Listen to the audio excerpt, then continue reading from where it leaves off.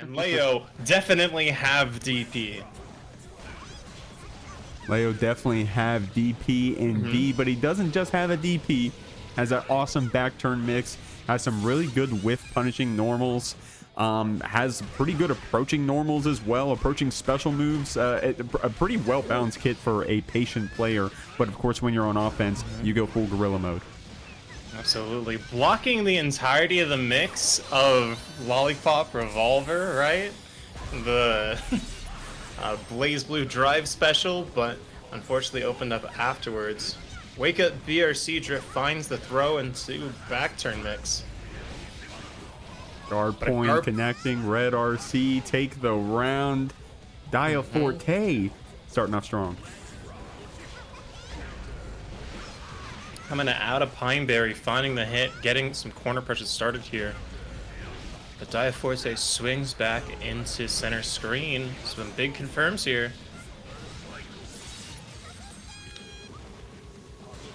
No hard knockdown, so we just go to a normal round start right there. Getting in with that quarter circle forward, quarter circle back H rather, from Elphelt. 2H not connecting, using that 236 S to fight back out of the corner, man. Leo's kind of nasty. Finds a chick throw off CS, waits for a wake up super, but doesn't find it. Instead, just kills her with the overhead. Kills her with the overhead, as we do. By the way, Topa Jade Enjoyer, I'm pretty sure is a Star Rail reference. Honkai Star Rail, I don't know if you play that game. Oh, okay, yeah. I dabbled in Genshin for a minute, but I'm out. I'm out of the game. I'm out of the game on MiHoYo gotchas. I can't do it anymore. Yeah, I have everyone in Star Rail, which I hate to admit, and I have most people in Genshin. I stopped pulling when Fontaine dropped. You ever just like there's a statement where it's like, yeah, they got their hooks in me. Yeah, I remember when Genshin first came out, I'm like, dude, no way this game is set up this way. That's insane. $9,000 later. No, brother. I'm scared to know the number. It's crazy.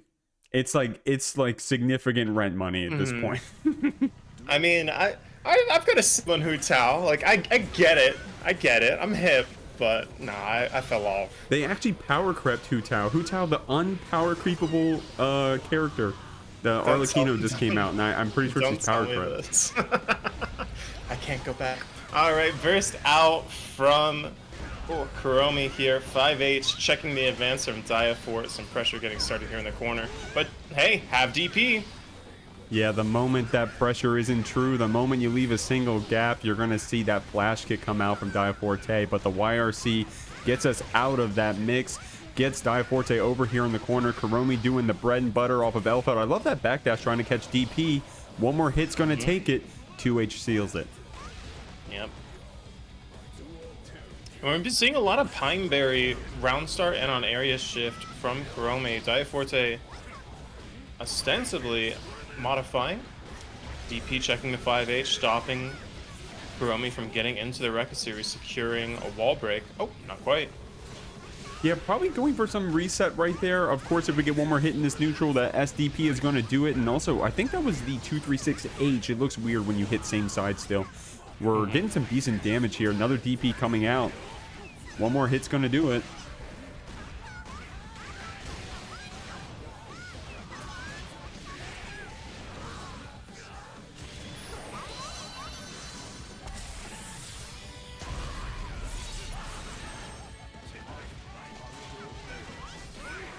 Here we are, YRC off of the round start, throwing the cross-up attempt as well. We're getting low HP. Can we go ahead and deal with this burst? It connects. We're both on a pixel. Of course, if Kuromi gets the hit, it means it's going to be the game, and that's what we saw right there, evening it up 1-1. I might have gotten disconnected there just briefly. I'm on my way back, though. No worries, no worries. Elphelt's a character we don't really get to see too much on the Jeekly, man. It's really only Counter Hit was one of the main people that we had, Counter ASMR, and they're in the bracket tonight, I think. Of course, we've had Yada before. It looks like they're waiting for you to get on. They're so nice. Thank you. Yeah, I was about to say we saw Yada representing her for a little bit, but now that Yada's got Slayer, they're like, nope, this is my boy. I got him. He's here. Yeah, Yada apparently, we got educated last week. Yada apparently a longtime Slayer player, which I didn't know, but here we're looking at Kuromi and DiaForte. I guess Kuromi, I want to talk to Kuromi. I think they are, I don't know if they're Bridget main. I played against them on tower. Their Bridget was pretty high level. So I don't know if they're just trying out the Elphelt. I didn't peep what the level was for the Elphelt. Are they messaging us in the Discord? What's going on? Oh, they're changing the stage. Okay. Changing the stage. A little bit of a stage swap. Ain't nothing but a thing. To be fair, we didn't make hard rules for what the stages were. I'd even, if you put a gun to my head and asked me what stage we were just on, I couldn't even tell you. Were we on White House? I couldn't even tell you what stage. I wasn't thinking about the stage. Yeah, if we can, let's keep it to like what are the big picks? It's Council 3, Happy Family. Oh my gosh. Yeah, Council 3, Happy Family, the Canyon, and wasn't one of the newer stages is kind of fine, right? I don't know which ones of the newer ones they made legal. It was the city stage? No way. Oh wait, that's the stage we were just on. Thank you, Whispers. Yeah, that one's notoriously a little. Yeah. That one's notoriously a little rough. Yo, DiaForte, by the way, only level 270 on the Leo, but they're kind of cracked. Yeah, DiaForte represents a bunch of characters, if I'm not mistaken. Like, they came into the room on Naga, so... Oh, really? I didn't even notice. They love playing the top tiers, I'll say that. Hell yeah. Pick a top tier. Ooh, baits the burst. Big return here in the corner. Unfortunately, didn't find that wall stick, so a back throw incident here for Kuromi's getting them started. Clean stuff. YRC to try to get back out of that corner, blocking the lariat right there as well. 236S to end our combos. Going into guard point as well to try to keep Kuromi from doing any matches, but a walk-up throw is going to be the option. Whiff 2H to maybe try and bait DP. Doesn't find it, but gets back in after.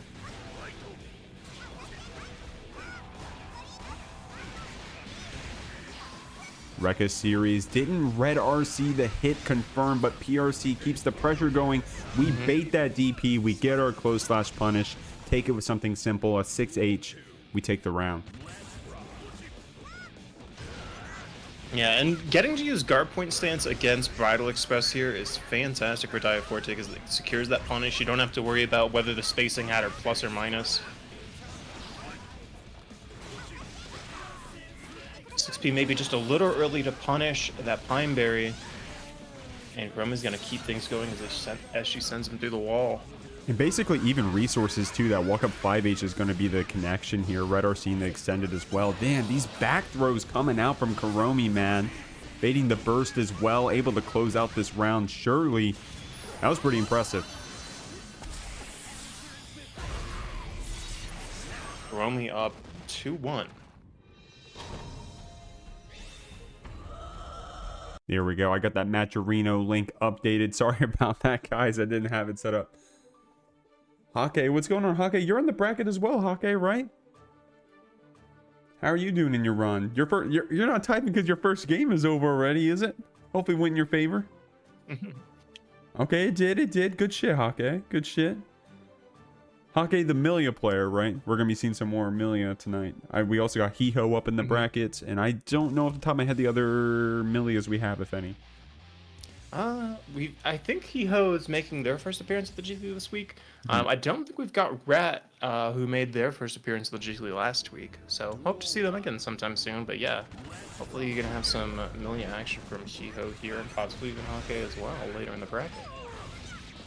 So after that pressure, we're back turned. We got Kuromi thrown in here, going into the command throw. Not a move you end up seeing very often, to be honest. Back turn special to go ahead and break that wall. DiaForte not getting the hard knockdown, so having to play a normal round start right there with Elphelt, which seems almost Elphelt favored in my first impression. DiaForte getting the cross up, getting Kuromi here, but damn, man. We haven't been able to keep these meaties real enough, and Kuromi, these back throws have been keeping them in these rounds tremendously. I mean, we're up ahead at this point. 5H counter hit gets bursted out, but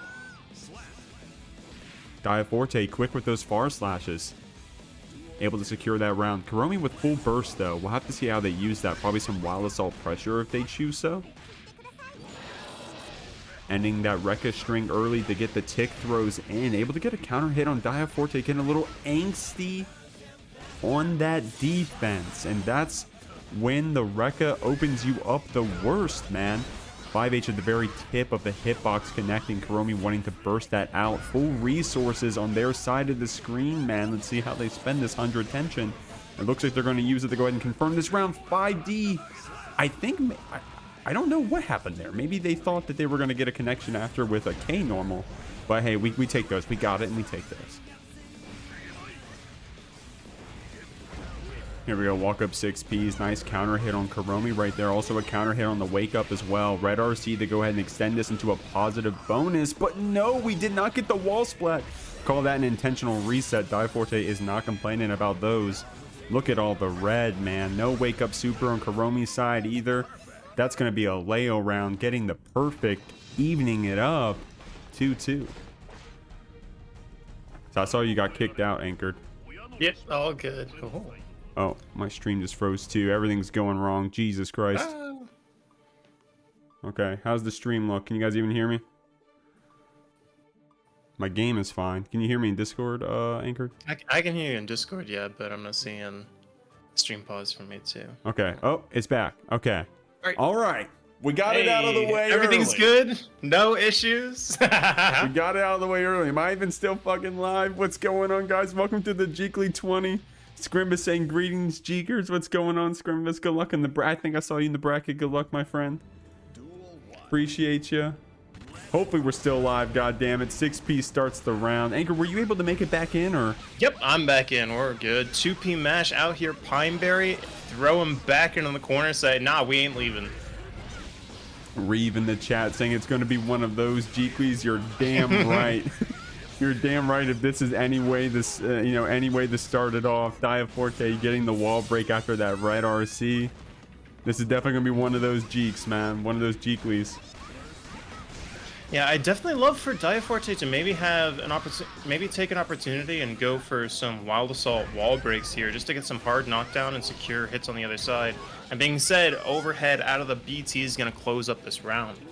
Yeah, that back turn H, man. Not only is it an advancing normal, but it's an overhead, and it's plus on block too, I think. God damn, it's that button is everything. Able to close it out. DiaForte not able to keep the pressure clean enough. Kuromi able to get back out, but the damage is stacking up. This isn't looking good for your last round set point. DiaForte wants to close it out. Kuromi wants to come back. Burst spent. Fireball into the corner. Both these players trading hits. DiaForte very low, or sorry, Kuromi very low on life. And one back throw's going to close it out. We'll move you up, no worries. Yeah, we've got NuclearMonje over there on our left side representing the Chipp for Brazario Syndicate, and we've got Zaran over there on the right. Now, Zaran we've had a few times before. We'll get the names updated in just a moment, guys. Nuclear we've also had a few times before. No stranger the top 8ing this tournament on that Chipp, man. But I don't really know how this matchup goes. You got the Baiken, you got the Chipp. I'd imagine that Baiken has quite a hard time trying to deal with some of these like mid-screen early preemptive startups of Chipp coming in with like 5H or 6P or something. But once they get up close, you can't complain about a 4-frame normal against a character as fast as Chipp. Yeah, well, strategically using parry, strategically using DP are some of the only ways these characters can maybe get out of the other's pressure once they get in and stay in.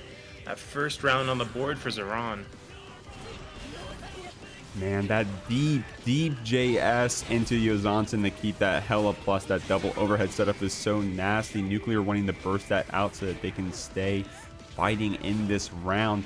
We have Zaran jailed over here in the corner. We get a counter hit, but a weird one, so we swap sides and then the parry comes out. Plus off tskrBrian, big counter hit in the air, but it's the opening on the ground that's going to close out this game for Zaran. There we go. Pretty, I mean, honestly, that was a pretty decisive game one right there from Zaran. Closed it out pretty. Good question. I'm gambling on Zaran. I could be wrong. There's a fun accent mark over the A. I'm going crazy.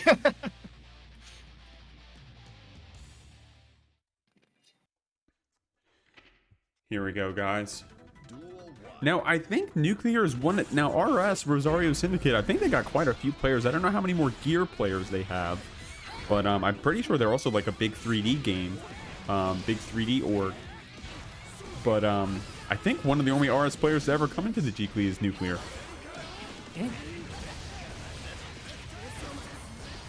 Yeah, I happened to see the Rosario Syndicate New Hen team battle. This was months ago, but a bunch of cool players over there.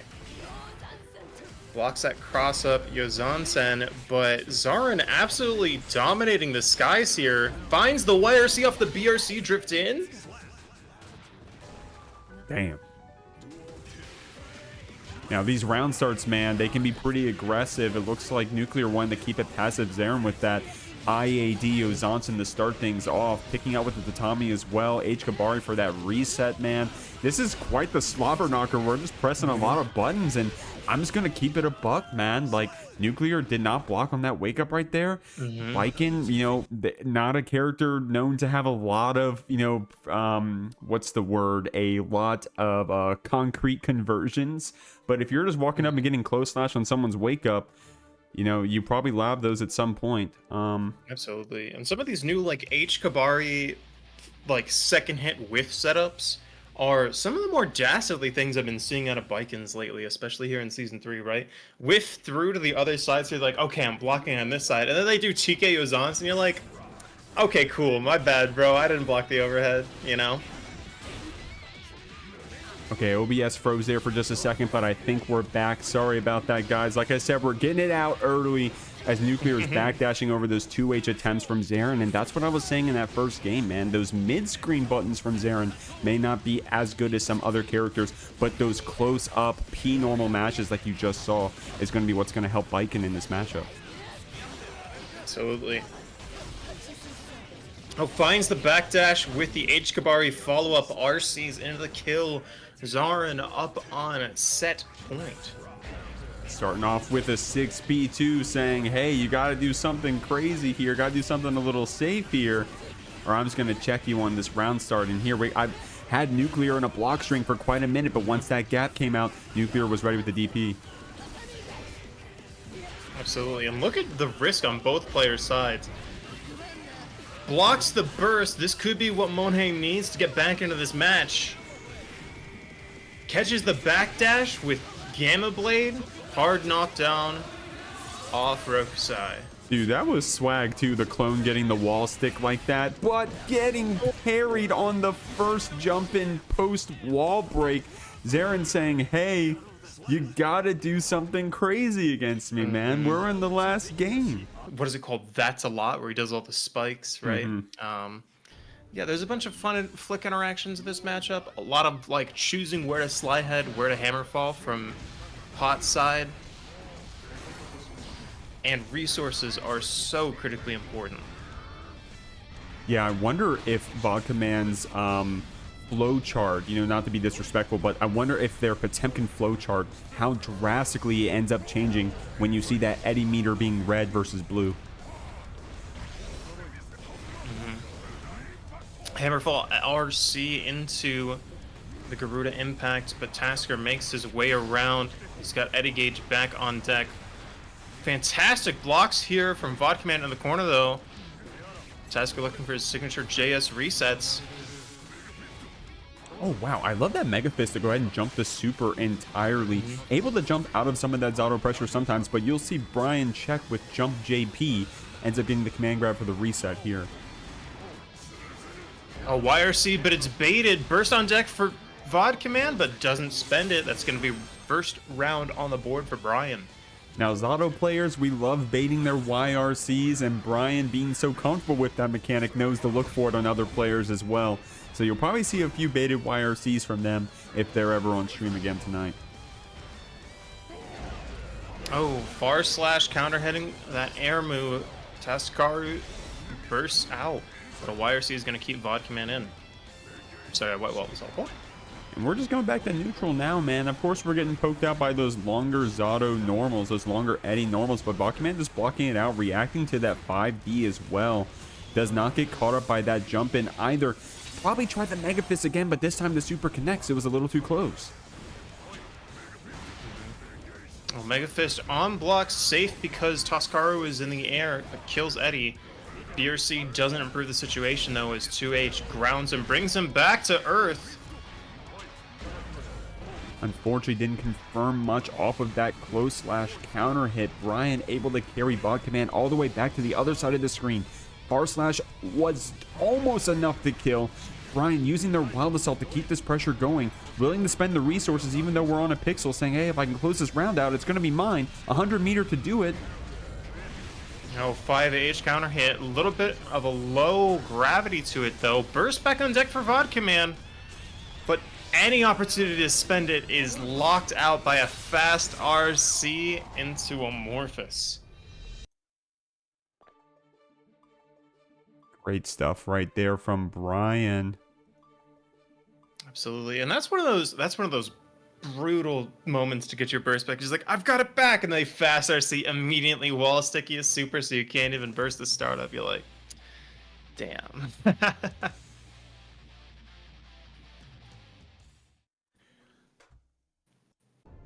All right, guys, that was only game one, excuse me, and we're moving on forward. Mega Fist forward gets blocked, but no punish coming out from Brian. Able to use our Eddie normals to keep Baka zoned over here in the corner, but they haven't been too impatient in the corner yet. Of course, we got open here, and that's going to happen in Guilty Gear, but Baka's been really good with their blocks in the corner so far in this set. And also a fantastic meterless conversion off throw with the frog there to secure that positive bonus in the first place. That jump JP, man, that multi-hitting jump normal, you always love to see those. Able to get Baiken opened up, but not able to convert off of it. Dude, I love that Mega Fist forward over that super. It's such an awesome call out. Yeah, Toskaru bursts the gold stagger counter hit off 2S, but a command throw in the corner means that Vod Command's got some defense to make their way through. Eddie's coming back, but all we need is a pixel. Hope we get the kill before Eddie even needs to get here. Able to jump over that pot buster attempt, but the 2S connects Brian in the air. Damn, this is actually going to be kind of close because now we're at kill percent if we get a command grab in. Oh, absolutely gambles on break the law PRC to try and find a command throw. Answers with a PRC car command throw of his own. Closes out that round. And I called it, man. We got to that layers. kill percent. Vodka Man staying calm even at the very end of the match right there. We're in the corner, but that's almost where we're most comfortable. Like I said, you got to get opened up eventually. Brian does it, and we get the wall break. 2P to check that BRC drift in, keeping an eye on his opponent's resources, but a JH counter hit means that he's in the blender. Break the lock cross up. Those are hard to block. 100 meter reset into more pressure. Tasker looking for the YRC, but Vod Command finds it and a command throw to back it up. Vodka Man capitalizing off of the fear of that pop buster, being able to catch that backdash, baits the YRC as well, and 5D on the wake up is going to be the mix. Vodka Man evening up the rounds 1-1. And if you ever watched Brian's stream, he put out a clip recently. He's like YRC. JS reset, YRC, ID JS reset, YRC. And then he finally finds it and goes, ah! But Vod Command looking for it too. That 5P check, 2P check, finds the YRC, gets his hit to close up, get himself on the board. You'll love to see it. Real quick, counter hit. Thank you very much for that sub with Prime. And I saw Risk Candy saying exclamation point bracket. What's going on, Risk Candy? Glad to have you here in the chat as Brian opens up Vodka Man in here in the corner, baits the burst as well, tries to get all of our mileage, doesn't even break the wall off of that burst bait, goes for the reset with command grab instead, but now Vodka Man has a chance to get out.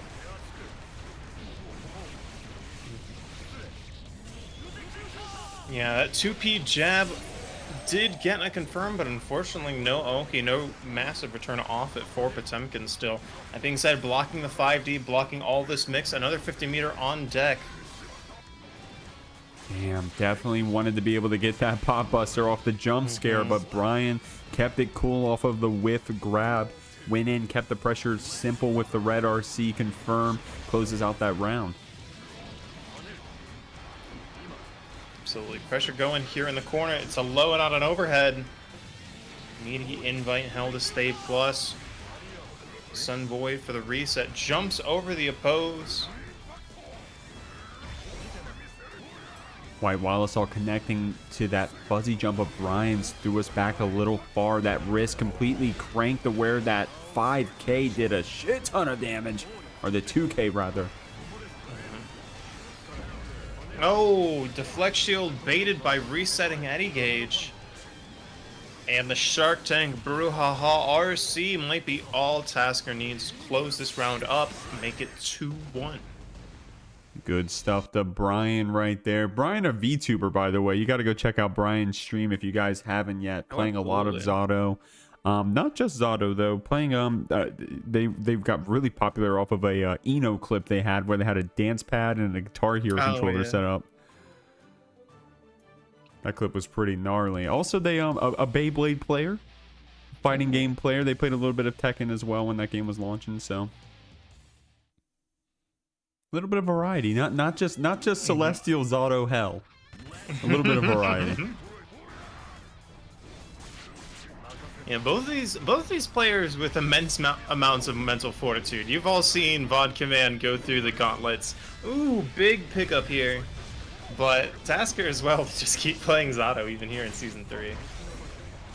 I think I've heard Brian say before that they would not be playing this game if it wasn't for Zato. I think they learned the game because of Zato, and I don't think they would keep playing if Zato got removed tomorrow. They probably wouldn't keep playing Gear. Oh, 6Ps the Eddie and chips off the rest of Brian's life with a Mega Fist forward because he's got the meter to keep it safe. Now, Brian loves those fly floats right above your head, falling down with a jump normal, sometimes mixing up with an empty hop low instead. Brian is really good with those floats, with those flies with Eddie. But Baiken confirming off these lights, taking Brian to the corner, gets rewarded with a Pop Buster Red RC combo that ends up securing the whole round. And it's so funny. This is also one of the matchups where when one character wins, the match is 10 seconds. And when the other character wins, the match is like a minute and a half.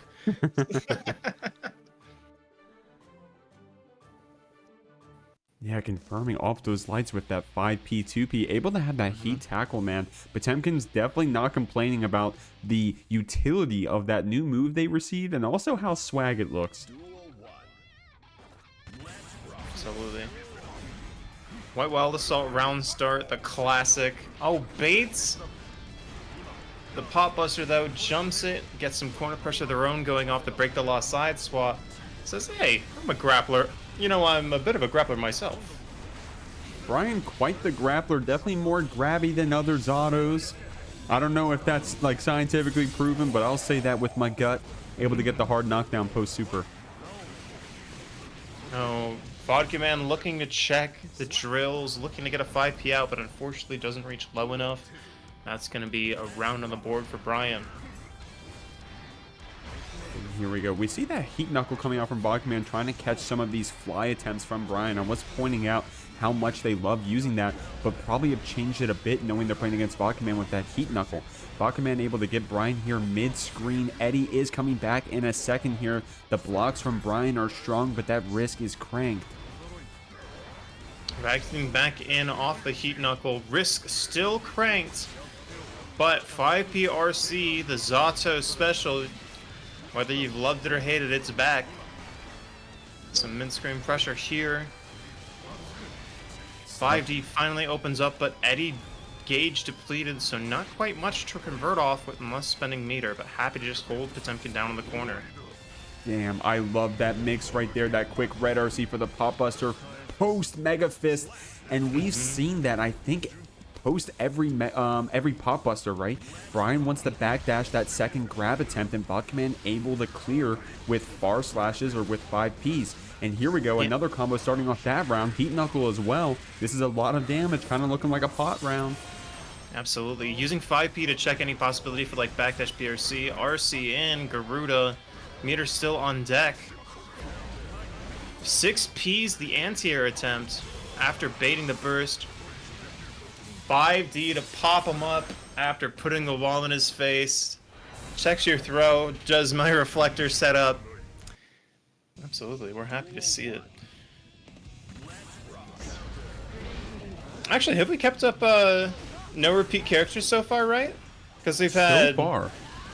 Leo Elphelt, Tess Sin, and we've had Pot Zato. Yeah, getting the weird ones done and out of the way, it seems. PRCs finds a 5p punish off that whiff. Elk Hunt, far slash button of the gods. Yeah. Overhead connecting. Testament definitely has the range to beat out the Sin, but definitely not the speed of our slash normals when we're that close. And Asta definitely took advantage of that, had Cobalt stuck in the Grand Blue zone.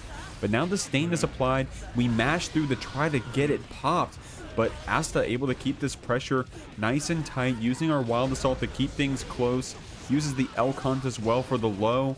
Cobalt stuck here in the corner, 6p to get back out though.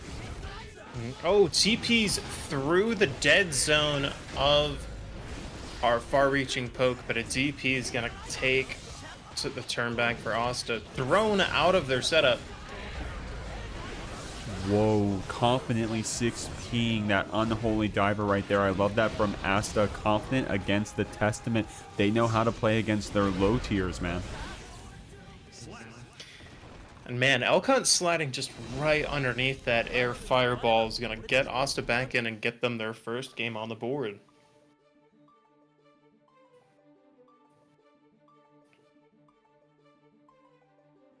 Now, I wonder how this matchup ends up going for Sin Testament. I would probably guess and say that is it Sin favored?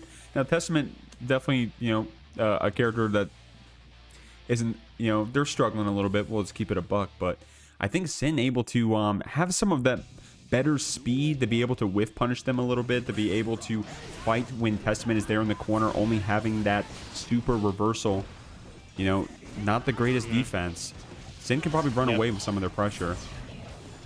Absolutely. And Testament 2K is a good button, but it doesn't really actually stack up very well against a lot of the disjointedly low or low crushing pressure of Sin. So the Rabari option's also a little weak. I also, maybe a good rule of thumb is, hey, is this matchup good for Sin? It usually is pretty good. This character is a bit of a menace. 6p counter hit though. Ooh, but Cobalt making some space.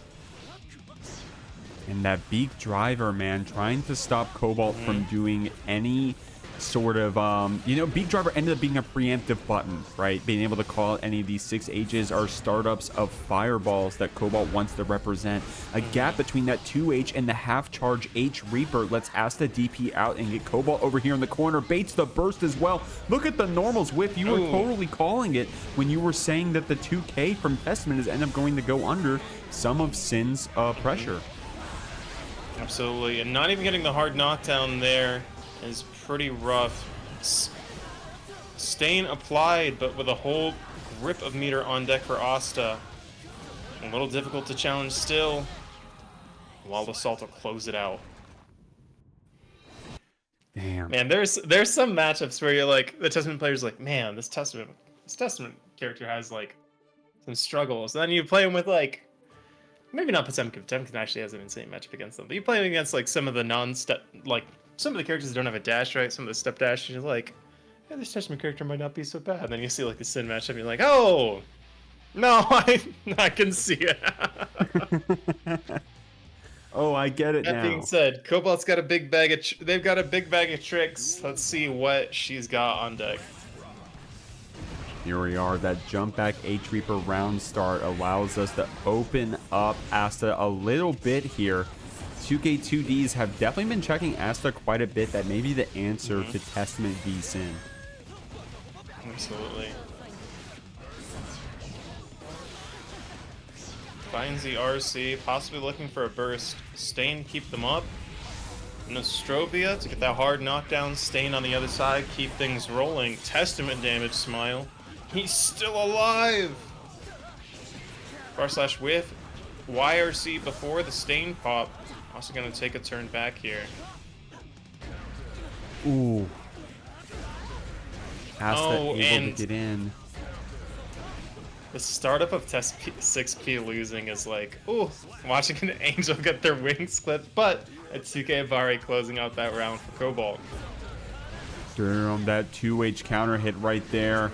Asta said, hey, I have to burst those. This time the cross-up 2K2D does not connect. DPing right out and saying, hey, I'm not going to hold this Reaper unless you hit me with those lows. Asta running away with this right now, taking Cobalt to the corner, but the back throw comes out. Back throw incident. Crow's moving, though. PRC to keep it safe. Crow's going to catch him within RTL. JS, though. Finding these stain pops has seemed like maybe one of the most challenging parts of this matchup, even when Cobalt does get stain applied. Big 2H counter hit, though, here. That Arbiter's still leaving him on a pixel. Yeah, that's got to be... There's probably some optimal-ass routes off of that 2H. Such a awesome normal to hit someone with. Cobalt capitalizing it on that that last situation to start off that round start right there. 2K2D ended up closing it out, able to get the screen cap on that Testament 2D, man. God damn. Nobody screenshot and send that to me, please. Going into our next game, Cobalt getting one on the board. Absolutely. I'm saying it was in fact one of those Jeeklys. Oh, man. Oh, man. I don't think we've had any other issues since. We did have 2 screen freezes, but I think we're doing just fine right now. That gold burst getting blocked, but Cobalt still winning out on the situation. Asta getting jailed in a little bit here. 6P not connecting on that pressure from Cobalt. Asta getting a little comfortable with it. And now we're just going back to this mid-screen unless Asta can get in. Oh, Calamity 1 baited out. Asta keeping the pressure going here. Cars into the super, gets their hard knockdown on the other side. Having to hold that meaty kick right there. Fast RC to confirm the hit. Asta gets this round, and now we're on game point with full burst to boot. 2H non-counter hit, but Asta spending the burst. Return to neutral. Unfortunately, Cobalt getting their pressure started. Hawk Baker coming out. Gotta keep it meaty against Sin players, man. Close slash right there was kind of gnarly, but hitting buttons means that we couldn't punish that DP. We do confirm here, though, into super. Let's see what Cobalt can do after this.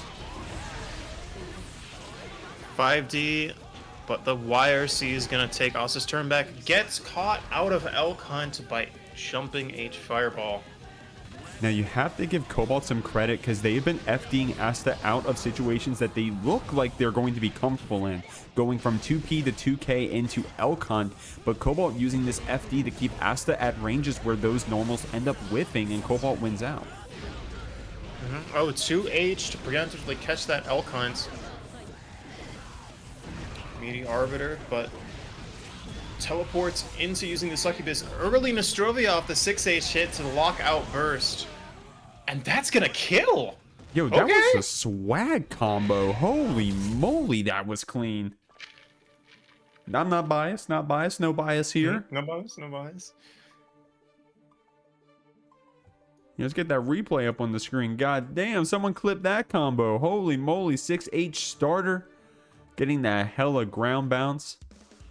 Looks like we're playing that Fist of the North Star game. Set up the HNK Infinite, Hokuto no Ken.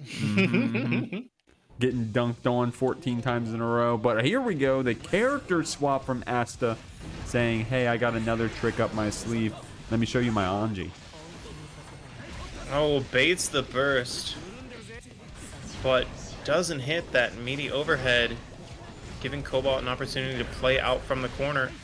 JH counter hit though.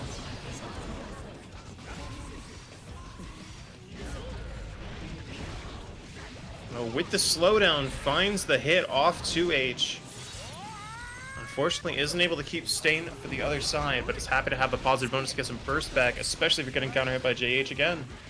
Ooh, the 5K ended up dead framing into the back throw. Call that intentional. Gets the wall break as well. Cobalt's going on to game point. Absolutely. Asta still has a little bit of a burst lead here, but very often you prefer to have their own.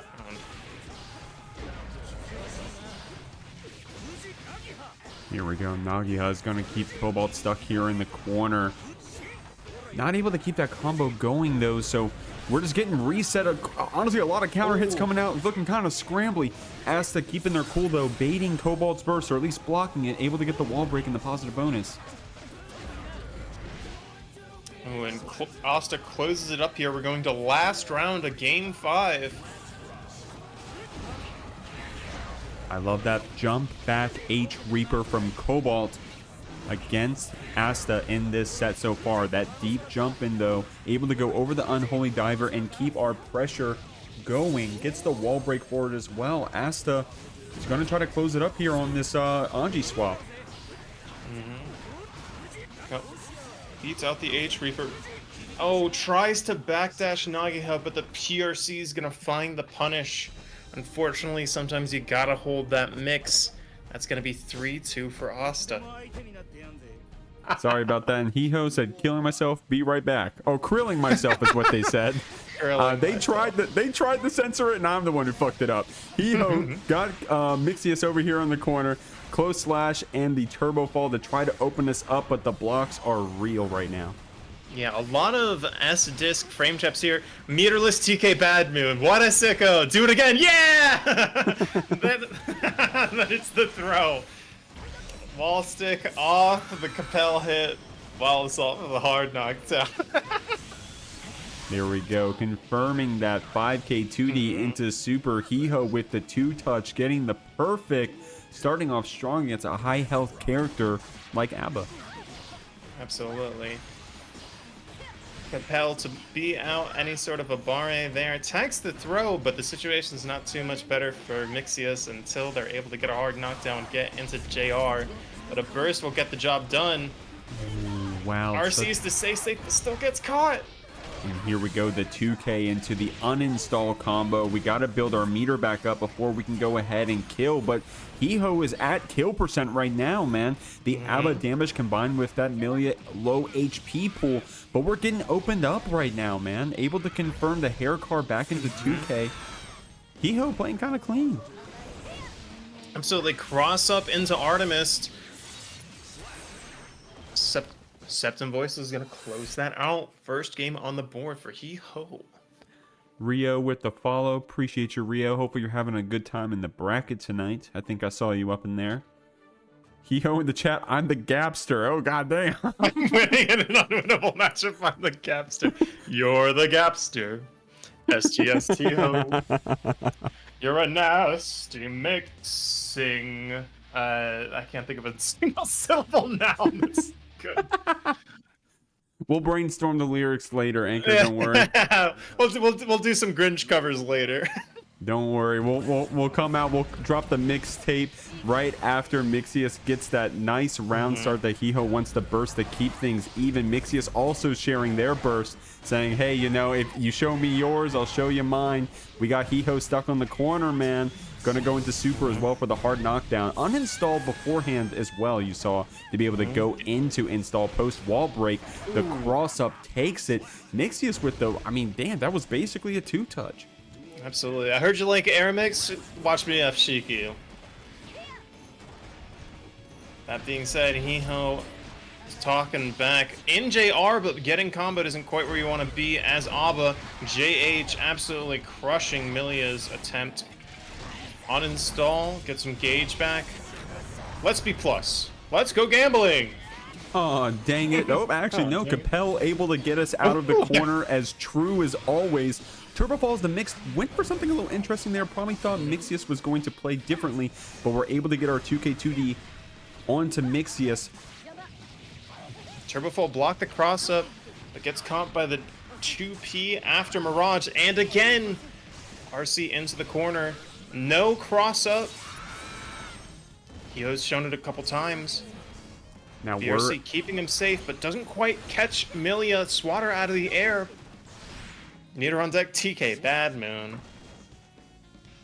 Now they had the meter to back it up, so you can't say it was that random. 5P That's true, goes that's right true. over Mixyous crouching. The flex shield, so we don't have to hold any of that mix while in the install.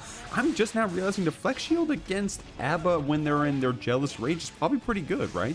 Able to push them back and It absolutely depends on the starter. There are a lot that it just does hot garbage, nothing against. That being said, Hee Hoo chose a great opportunity to use it.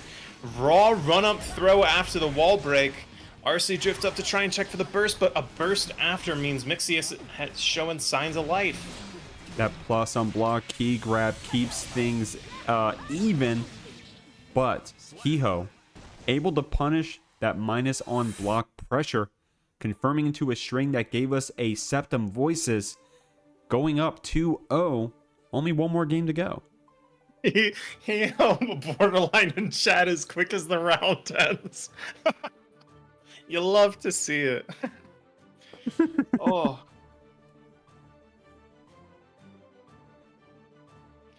All right.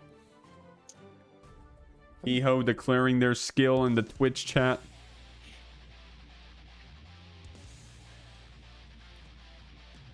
Yeah, I think Ray may be more commenting on deflect shield against Jealous Rage there. Hee Hoo. Nothing. Okay.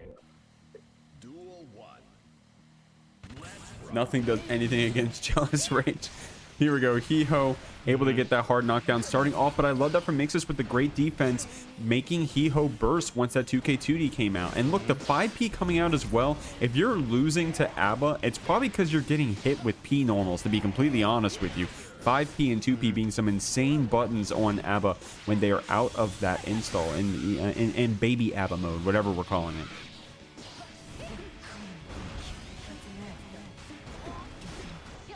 Yeah, and Millia is one of those characters that's maybe one of the best at stalling out a Jealous Rage activation if they're not being locked down, with how they're able to move around the screen and bait options to compel. But a whiffed throw means that Mixyous is getting into Jealous Rage with everything they might need to kill. Able to combo off that overhead, man. I was so ready for there to be a combo after, and nope, just Danzai did its job right there. Here we go, back throw coming out, going into the install. But Mixyous, you were right, man. Millia's so good at keeping that install ABBA down. Capel was able to pick up, we were able to get out of that corner, and even if Capel didn't connect, right, we're able to just get away and let the bar burn out. Absolutely. Oh, another great deflect shield point there. Out of install now, has to hold the block string, empty overhead into the low. Bird still on deck for Mixyous. Hee Hoo down around, but looks to be in a dominant position. Gets the throw. Close slash OTG Capel to try and check some Abare. Haircar's out of there. Now Mixyous in a... Yeah, I mean, because look, Mixyous is in such a bad spot without having any of that Jealous Rage meter. Able to get the back throw. The damage looks good, but we're going to need a really good string to go ahead and turn this into a kill with no meter. Now, there we go. We finally got it. Not going to have the tension to keep this going, however. On a pixel, Hee Hoo with the hero burst. Oh, Danzai parries, but on the other side, Hee Hoo closes up this round. And is on set point. Yo, buff this honest ABBA character.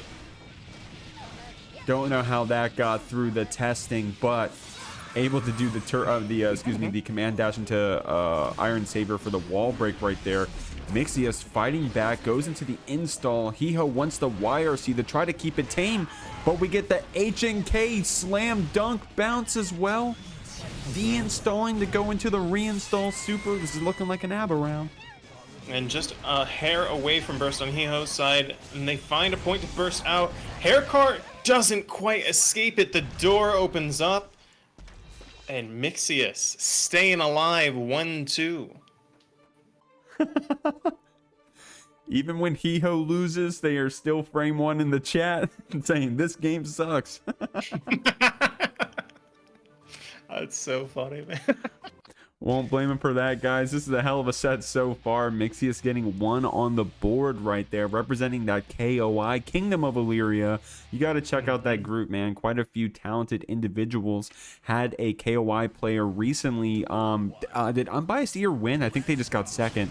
But point is that KOI is taking some names around in the online scene, so you got to keep your eyes open. But SJS, no slouches. Quite a few great players in that squad. Hee Hoo.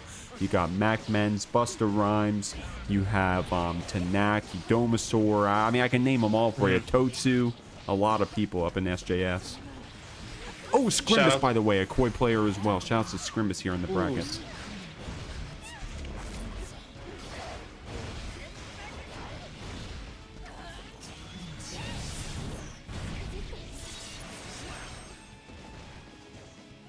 Hee Hoo coming in. Why am I dead? Anchored Prince left the room, so I'll go ahead and take it from here. Millia with that jump in JH and the cross up as well.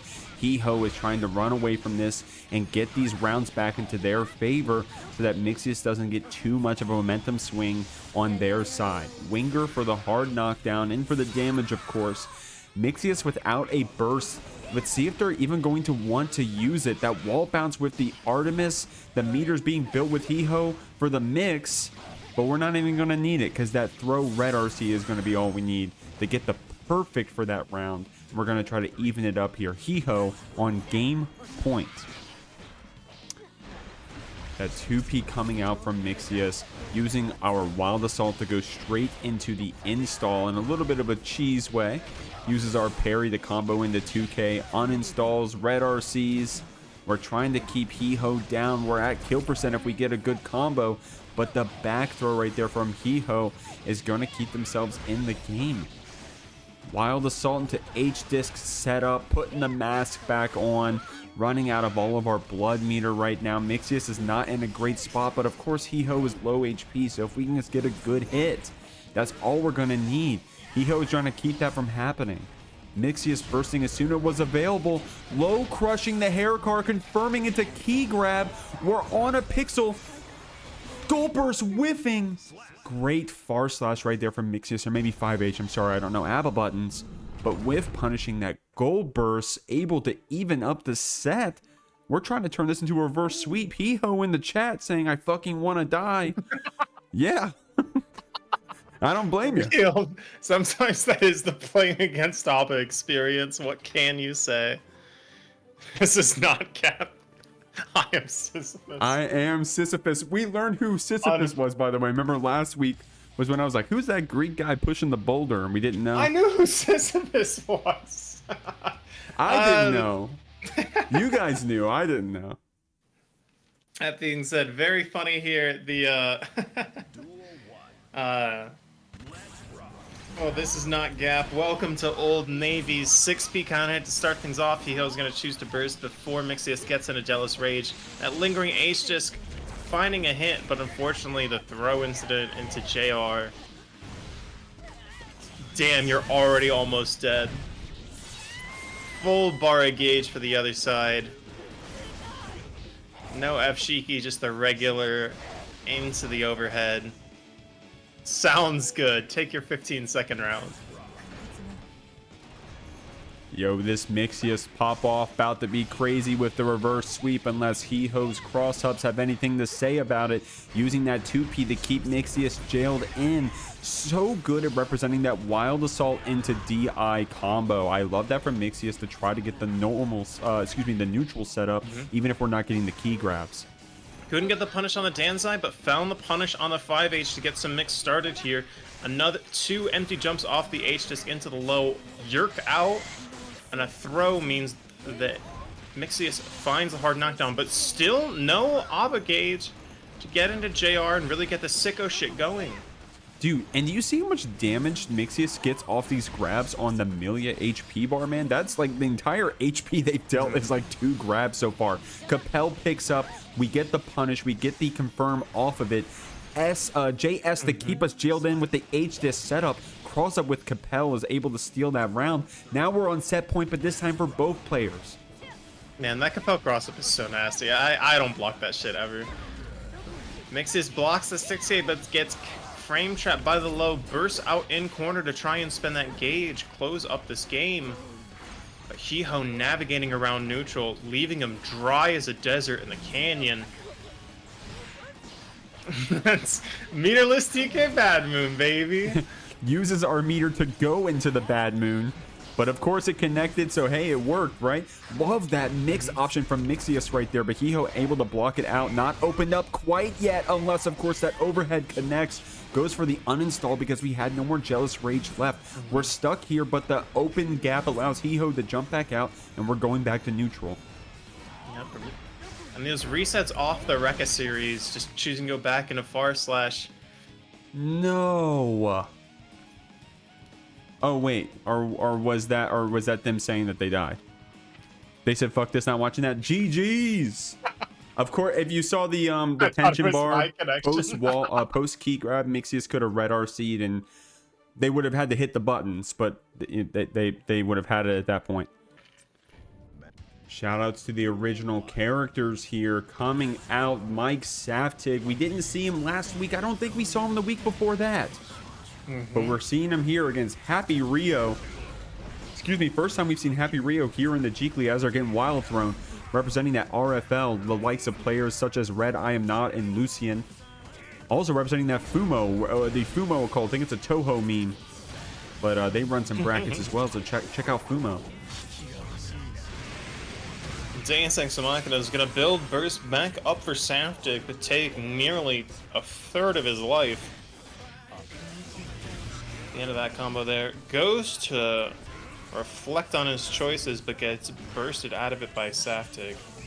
Damn, I wonder, was there like some kind of meter thing happening why we didn't get the 50 off of the Fafnir? I'm not sure. You'll have to check the tapes. Rio with the great tech right there, but of course the second revolver, it's always going to connect, is it not? The JD combo drops though.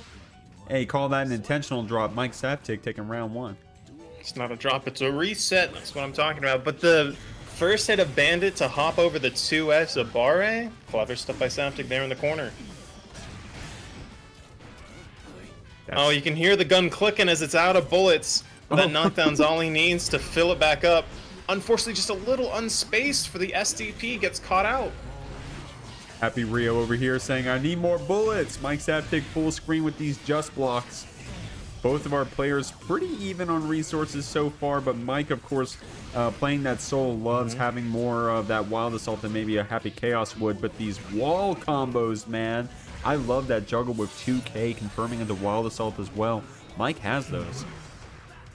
Yeah, nice little dust loop here. Some close slash resets. Gunflame PRC say plus as hell. No bullets in Rio's chamber means that some of his pressure options are a little less scary until he finds that knockdown, and that risk is cranked. One hit might be all Saftig needs here. That red risk bar, man. We love seeing red on the risk, but we'd rather see it on the HP. The clone keeps us safe with the revolver. Mike having to burst after that DP punish. Rio still in the corner here, and we're out of ammo, man. I need more bullets. Baits the gold burst, kills the clone. RC's in to try and keep him locked down, but Rio escapes. And counter hit forward slash is going to close that one out. Fantastic patience from Rio. He's willing to wait. He's willing to block if it means getting the resources back. But unfortunately for him, Saftig finds his way in. Great stuff to Saftig right there. We got some Koi representatives over in here with the big raid. God damn. Ooh, the big raid. God damn. Shout outs to KLY, guys. Awesome. Thank you for getting that shout out. Guys, shout out to KLY, Kingdom of Illyria. They have NA brackets, EMEA brackets.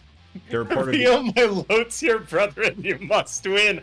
True. Honest mid tier Happy Chaos up against the tyrant high tier soul bad guy. That's what we've been saying.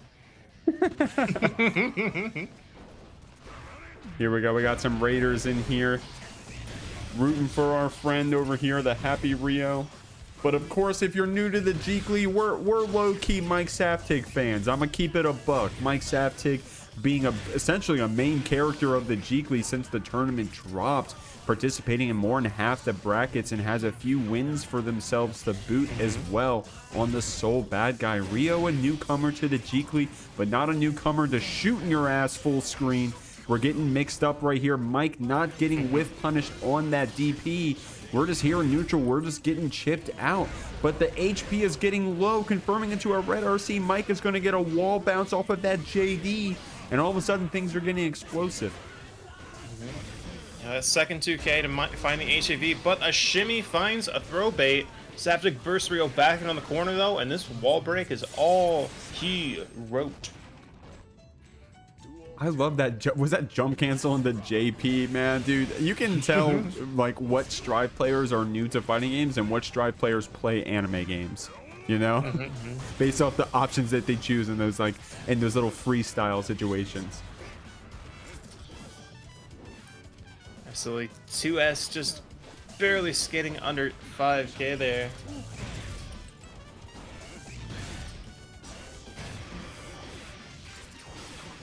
The cha-cha slide opens up Mikesaftig going into that Machina for the hard knockdown. Gonna get a little bit of time to breathe here, Mike, with a lot of red in their health bar. We're full ammo. Rio loves seeing that. If they don't got to reload, then they're not crying. Baiken opens it up. Mike says, hold on, you're gonna lose. I'm gonna spend my burst. I'm gonna prove it to you. We'll have to see. Yeah, and Rio looking for the burst off that second RC. Doesn't get punished for their throw, but gets thrown instead. First hit of HVV, looks for the burst, doesn't find it, but the wall stick kills. 2-0 for Saftig. And you know Saftig was going to try to bait that burst with that JH. The quick recovery of that normal is insane. Jump canceling it right there, probably into FD to try to catch and get a wall and get a burst bait. But of course the wall spot confirmed the round for us. Guys, I want to do one more quick shout out to our friends over at KOI. A lot of people of their org in the bracket tonight, so shout outs to them as well. Good luck to the competitors and good luck to our fellow TOs. If you guys are looking for other tournaments to register for, if you want to go ahead and try out some other things, go ahead and have some other people to watch, go ahead and check out KOI, Kingdom of Illyria. You got to do it, represent the scene, and show some support. Absolutely.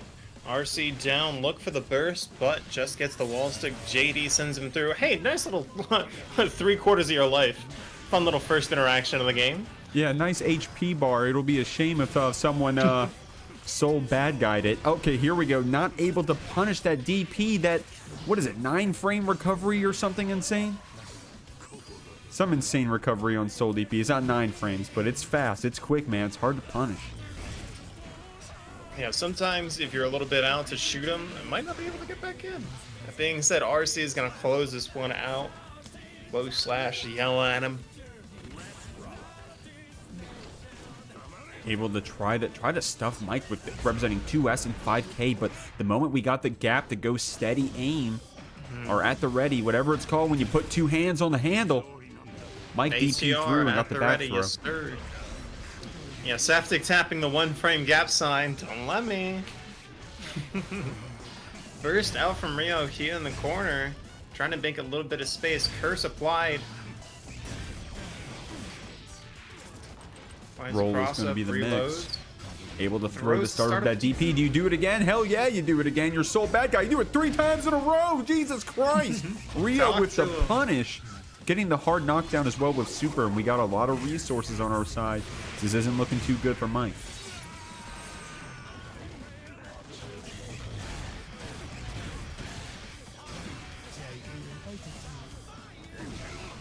Oh, SDP just barely catching there as Rio ran out of bullets. Oh, but 5K? Nice little stagger hit into 5S is going to close that round up.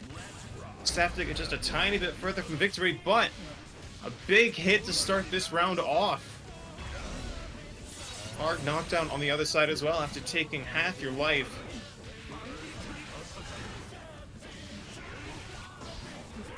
Looking for the burst, but gets bursted out of their close slash. Yeah, that was a lot of patience from Rio. We know Mike as someone to want to try to take those bursts from you, so they were able to weave it in at a time to where, now we're back on the other side of the screen, out of that corner. Gets the gun flip pick up, the wall splat as well.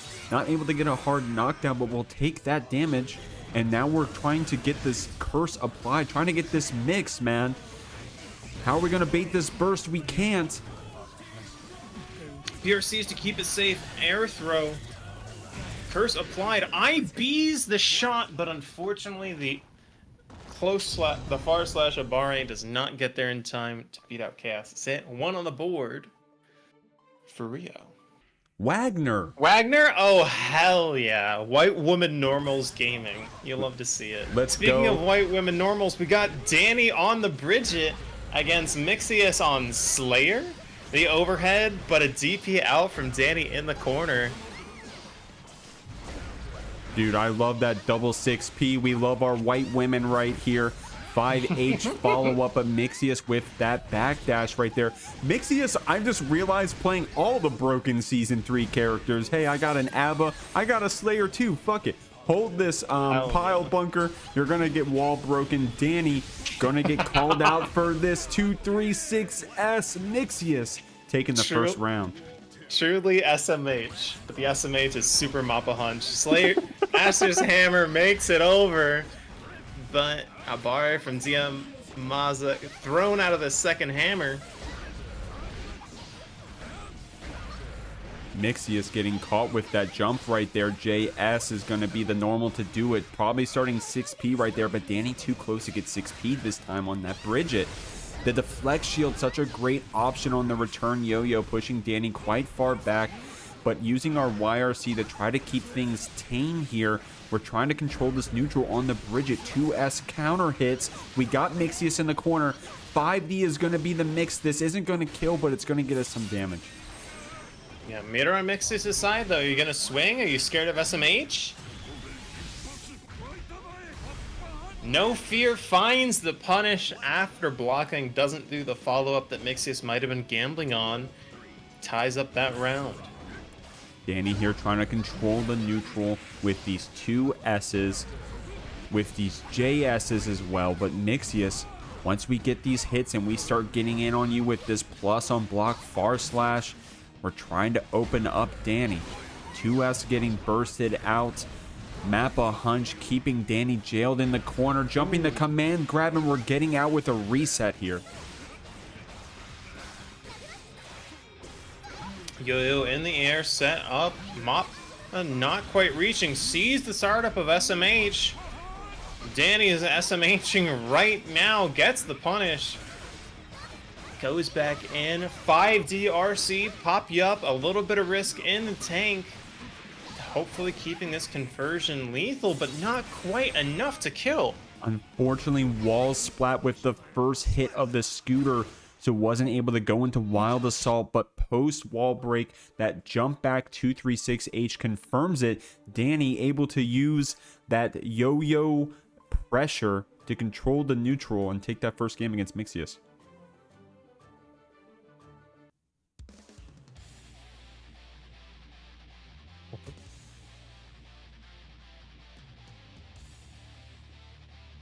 Appreciate y'all coming in. We got the chat blowing up. Everybody talking about their mains. Totsu saying is all top 8 streamed. Yes, Totsu. All top 8 is streamed. Are you in top 8, Totsu? Or you making a loser's run? You coming in on winner's side? We'll have to see. We'll get there eventually. But here we go. Dany trying to keep Mixyous out. Starting off with this 5H counter hit. Mixyous does have Dany in the corner though. I love the Slayer cover because it looks so ominous. It genuinely does like help describe the feel of help. Keep this old man away from me. That being said, Dany doing a great job of it. Yeah, this Slayer color looks like it's like when you fight an enemy in a JRPG at the beginning of the game, and then you fight one in the final zone, but they look like the Ultima version, and that's it's the color. Old mentor character that's like, now that you're ready to fight me, and then he does like the mode shift and all his colors invert. Yeah. Now I have 3 extra moves. But Dany confirming into the killing machine. I've started to wield the darkness. And the Kingdom Hearts fast line. The juxtaposition between like this like evil vampire and like this cute little bear throwing yo-yo chick. Gear is awesome. I love this game. Caught out of the Dany step. DiaForte getting all they can out of this conversion. Shows him the routine, sends him through. Ooh, I love that. Post shoot, Red RC down for a low, but Mixyous is clean with those blocks. Representing that super quite a bit though. Dany was ready for it. Dany got opened up by that super in the very first game when they did a 236S when God forbid Mixyous had 50 meter. They got called out for it. and they haven't been hit by it since, man. It's been, what, 3 times since? Or maybe only 2 more times since, but Dany with that awesome, you know, caught on to that trick pretty quickly. Saying absolutely never again. Yeah, like, I see you, never again. Here we go. We got the chat blowing up. You got Yari in here too. Says, I cannot play the game right now. Okay, that's probably... Damn. Says, so true, I'm booting up. What game you guys playing? Wait, hold on. I'm playing Grand Blue. Some Grand Bluers in chat. In the Grand Blue zone. Y'all gotta see my Grimnir sometime. I'll get you with those instant overheads. You won't see what's coming. But Dany right here getting opened up by that Master's Hammer. 2H as well into the P map a hunch. There we go. The first time we've had the DP the whole set, I think.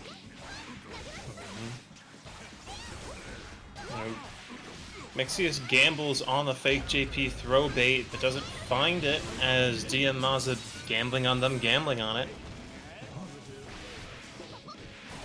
That jump in JS opens us up. Mixyous wisely holding on to that burst so far, but hey, I don't know. Maybe if we get a few more hits, it'll be a little closer.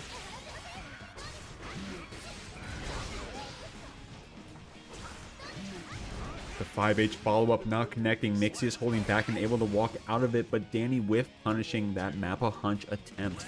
We're going back to the round start. I don't know which Mappa that was, but Dany deciding to burst out post block stun. 6P connecting on the scooter as well.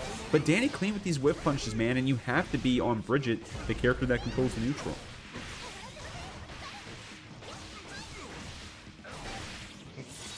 Fantastic round to secure that wall splat.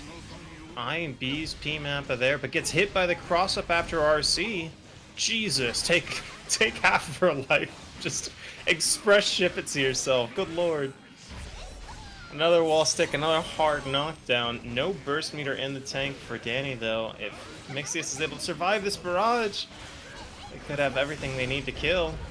Ooh, the deflect shield and that return yo-yo made that roll JD attempt all weird, and Mixyous able to capitalize off that, takes the round.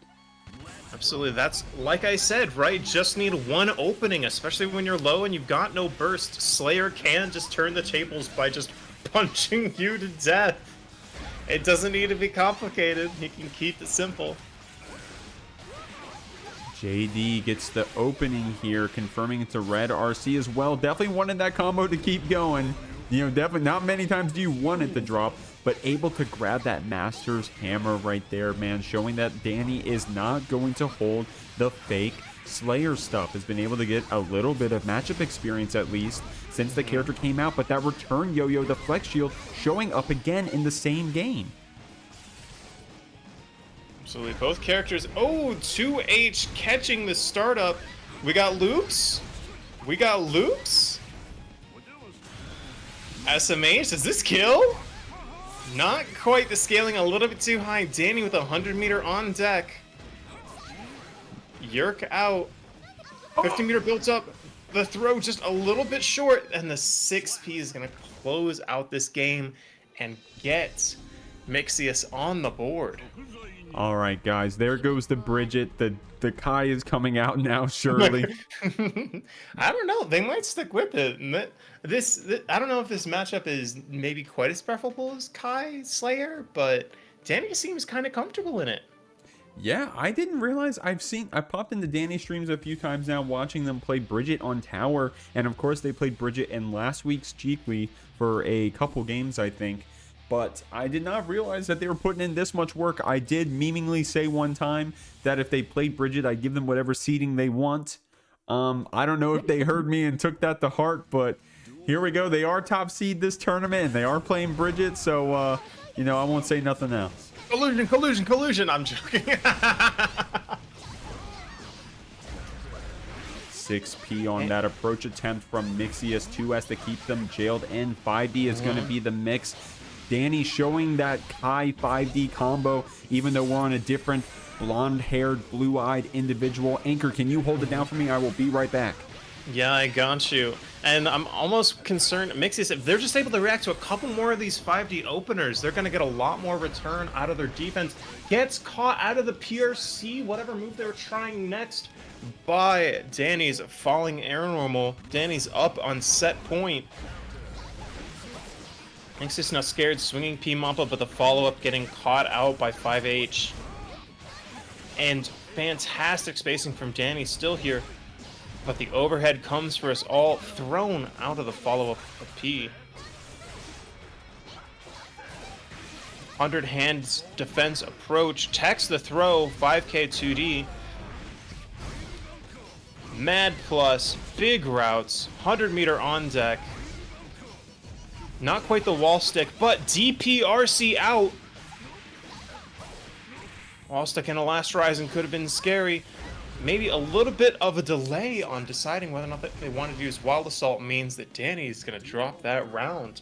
Mixyous staying alive. Hard knockdown into the mix. Deflect shield to try and make space, but Dany not overcommitting to try and get 6p. Baits the next 6p even. 5k resets into the throw. Damn, Deflect shield baits the 6p again. Dude, yeah, it's almost like super intentional at this point from Mixyous. Those return yo-yo deflect shields, able to jump over the super far slash, maybe not the perfect button for punishing, but hey, we take those, goes into 5D red RC, S super for the cash out the damage, but not enough to kill. No burst on Mixyous side, no 50 meter, one more hit takes it, but Mixyous with the Abare. Oh, and Dash doesn't quite cross up deep enough to escape that DP. That's going to be 3-1 for Dany Almazo. So we're just going to keep it rolling, guys. Chat blowing up right now, by the way. Appreciate y'all coming in and hanging out after those raids, those fat ones from KLY and from tskrBrian. But here, you're watching the Jeekly. The Jeekly 20, by the way, a Friday night Guilty Gear Strive tournament. Every Friday at 7 p.m. EST with a $50 minimum prize pool. Tonight we're up to $58. It's Vod and Mikesaftig fight here on winners semis side.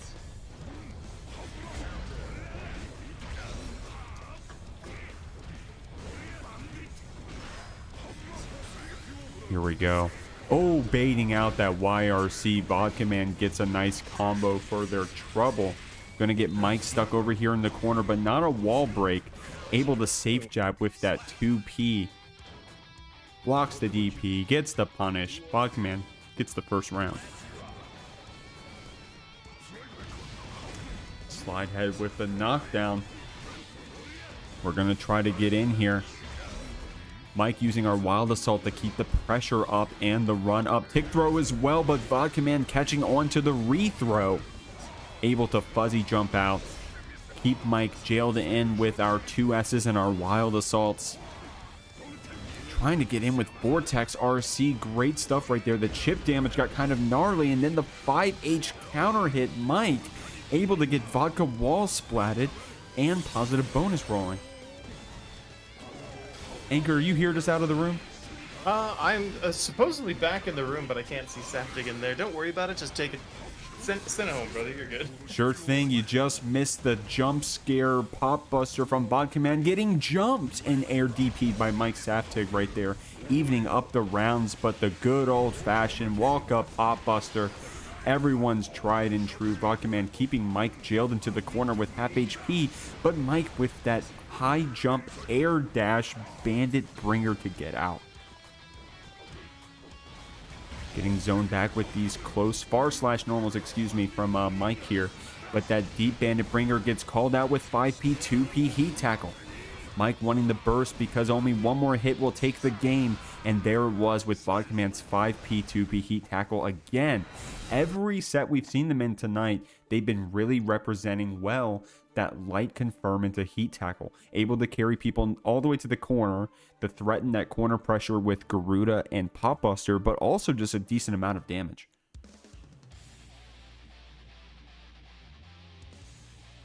How's the chat doing? Let me go ahead and peek. I need a shirt that says, "Who's up jeeking they shit right now?" Hee Hoo, I love you just because your attitude is awesome. First off, second, we got some shirts in the in the oven right now. You know, we'll go ahead. We got some stuff coming out. I wouldn't call it merch, but we do got some designs coming out for shirts in the background, and we'll probably have them around Evo time if I happen to see you guys there. Chat's going crazy, jeeking it hard right here. Vodka Man's jeeking it hard with that pop buster. Wanted to OTG with the slide head, but hey, we'll take that 5P on Mike instead.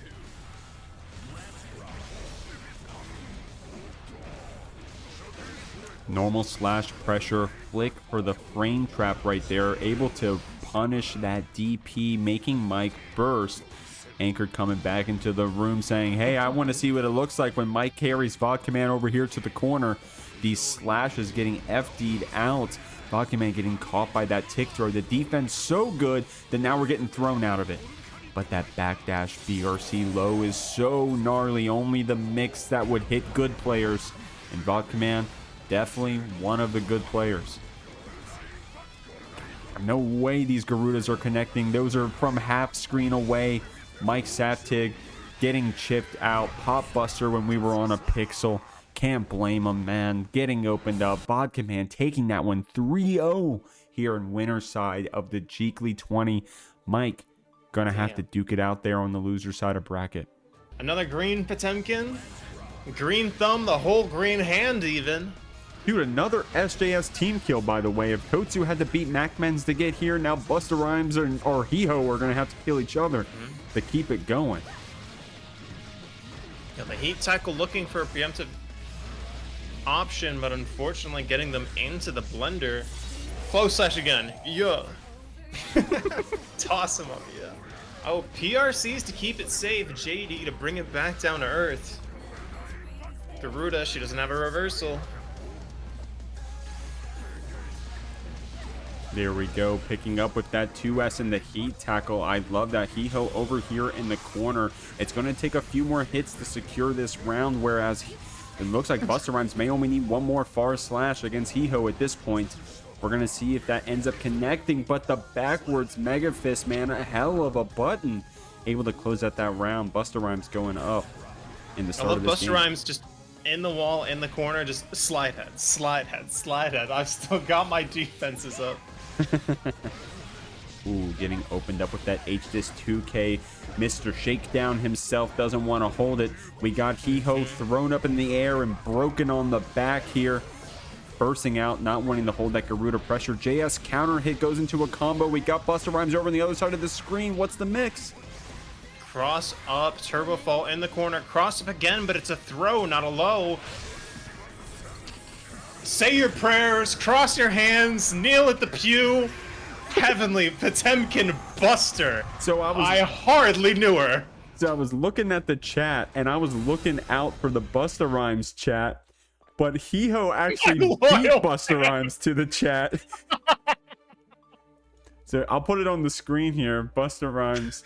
Busta Rhymes' first ever Jeekly was like the Jeekly 2 or something, where they got a Heavenly Pop Buster against a Millia, and it was Slush Rush Sweep. I bet you guys don't even remember the name, but I have it memorized for some reason. Busta Rhymes had the double Luigi, a Millia player named Slush Rush Sweep, and Heavenly, that person, shout out to Slush Rush, by the way, an awesome Millia in the DMB, but had to Heavenly them like fucking like 5 times in 2 games, and every time would go to the chat and say, my loyal fans. And we didn't know Busta Rhymes yet, so we're like, are you typing while playing? What are you doing? Hee Hoo just typing. Hee Hoo also getting back in a chat mid-set. It's just better. Dude, this is one of those matchups for Millia where you're like, oh, she's got so many options, and Pot can barely escape, and then Pot hits her twice, and you're like, oh, she's dead.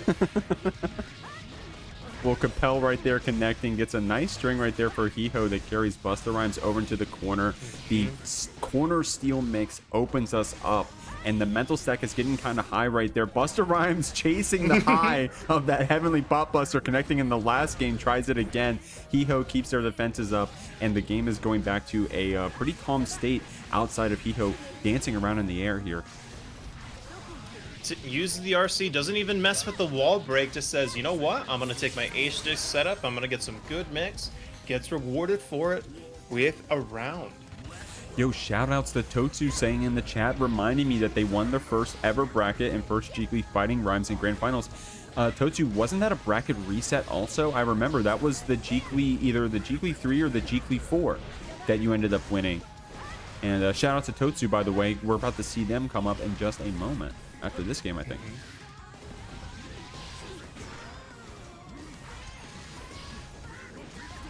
Absolutely. Back Megafist finding hit, but that heat cycle to call out a preemptive option, getting punished here in the corner. Hee Hoo tying things up, getting up on the scoreboard themselves. And it's the curse of Millia, man. Even though you're winning the whole time, quote unquote, the games take 30 seconds. Whereas all Pot Buster needs, Freudian slip there. All Pot needs are 2 grabs. True. Happyrio, I have to find another soul, son of a pig. Where are all the souls, man? You guys are acting like there's a bunch of souls. There were a few. We got Totsu, of course, here. I'm assuming Totsu still plays soul. And Saftig and we had some other souls. We got tskrBrian, Nightshade. I don't think Nightshade made it this week, did they? Oh, excuse me. Oh, well, Bad Boy Ray was in the bracket. Bad Boy Ray is a soul player. Absolutely. Cobalt keeping their pressure in. Unpunished back Megafist, still in the corner here. Oh, Megafist caught out by Millia JS. Wall bounce doesn't go for the wall break, instead just keeps corner.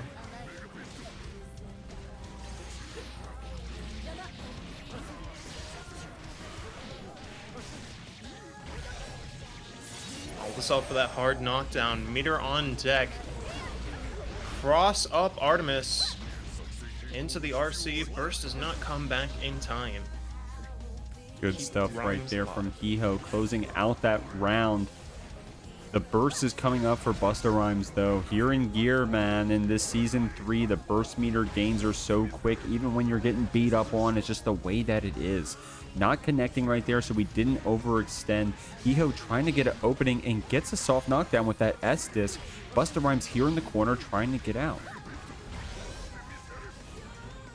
Well, this ult doesn't connect, but Rhymez still doing what they can to try and control this neutral as Hee Hoo makes their advance in. Thrown out of their Mega Fist from the PRC. Mega Fist, such a hard move to deal with when you already see it start up, but Hee Hoo in such a perfect position right there with that air grab. 6P not able to confirm into the heat knuckle. Getting a little scrambly here. I'm going to keep it a buck with you. But Hee Hoo coming out on top, or at least we're going back to neutral. Capel able to open us up post 6H. BUSTA Rhymez only needs one good grab, and Hee Hoo knows it. Oh, but the FD messed up the spacing. Maybe just a little too plus even. Winger for the hard knockdown. Crush a little guts. Not enough to kill against Potemkin though. He's got burst on deck. He's got meter. What's the option? Gold. Sorry, what can you say? Gold burst into the Buster. Says, I'm not done yet. Hee Hoo in the chat saying, fuck my B, as they're getting a counter hit jump in post round start. BUSTA Rhymez over here in the corner using heat tackle to jump out. Hee Hoo wanting to deflect shield to try to get some distance so that they can control the neutral with their Capel approaches and their Iron Saber approaches. Oh, cross up Artemis, but a cross up jump. Ooh. Both of these players navigating around. RC's the Hammerfall into Garuda. Buster, so much risk on deck. Jesus, that damage. Abare trades, but neither player getting anything off it. Meter on deck for both players. 5D to tap to open her up. Yeah, and we had the meter to protect it as well. Good stuff of BUSTA Rhymez right there with that tap dust. Yeah, that 5D, it reaches. It's a... He's got the stretch, he's got the reach, he's got the goals, he's got the means. Hits from round start. What the fuck? Real, actual. Yeah, Pot 5D is one of those, like, massive ones. It's one of those exceptionally deceptive ones on its hurt box. You're like, oh, that's 5D. How far could it reach? 5D when it gets you.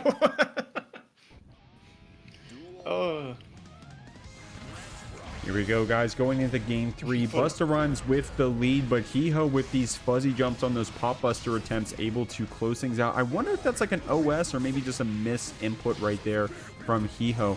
Able to still keep our pressure against Busta Rhymes as we get the wall splat and the hard knockdown. Starting off strong for Hee Hoo. Absolutely comes down from the Capel, keeping this corner pressure going. Cross up into the throw. Cross up Capel, all they need to close out this round. That was a quick one for a Millia round, man, but the heat tackle coming out. We're over here in the corner. We're blocking. Well, of course, that flick hit. My point is that we're getting chipped out quite a bit. This pop buster is going to represent a lot of red on the HP bar. 5D is going to be the mix, and then the walk up slowly. And except it wasn't a forward smash, it was a pop buster. 5D RCs sit there. Hi. Burst out from Busta Rhymes. Hee Hoo navigating the neutral. The first 6P getting to whiff, but the second 6P doing its job, keeping Busta here in the corner. Hee Hoo's been representing this JS, like this jump back JS against Busta Rhymes, which has been pretty impressive, doing a lot of work so far. But Busta Rhymes, of course, getting out of the corner here right now. These slide heads are getting blocked a bit, so it's able to keep some of the tension from being built up, some of the Oki from being too oppressive. Hee Hoo using Wild Assault to extend into H just right here. I love that. Able to turbo fall from the other side to put themselves in a better position to keep that combo going. Oh, calls out the white Wild Assault with throw and finds a counter hit on whatever attempted after the H disc. Great stuff right there. Guys, the Twitch chat right now is discussing how to beat Millia. If only we can figure out just... two, but I only used one Estus. Totsu just trying to get Hee Hoo to extend the match so they have time to beat Millia before it's time for their set. Yo, Totsu, what's the build? Are you using the dagger bloodhound step cheese, or are you fighting Millia fist to fist as the bad moon comes out right here from Hee Hoo? Busta Rhymes able to force that burst out from Hee Hoo, but damn, those cross-up JHs are doing some work right now. The flex shield not even enough to keep the fly down. So the Garuda pressure going in. RC to stay in close. It's strike, not throw. 2P Abari, though, is going to make the space that Hee Hoo wants.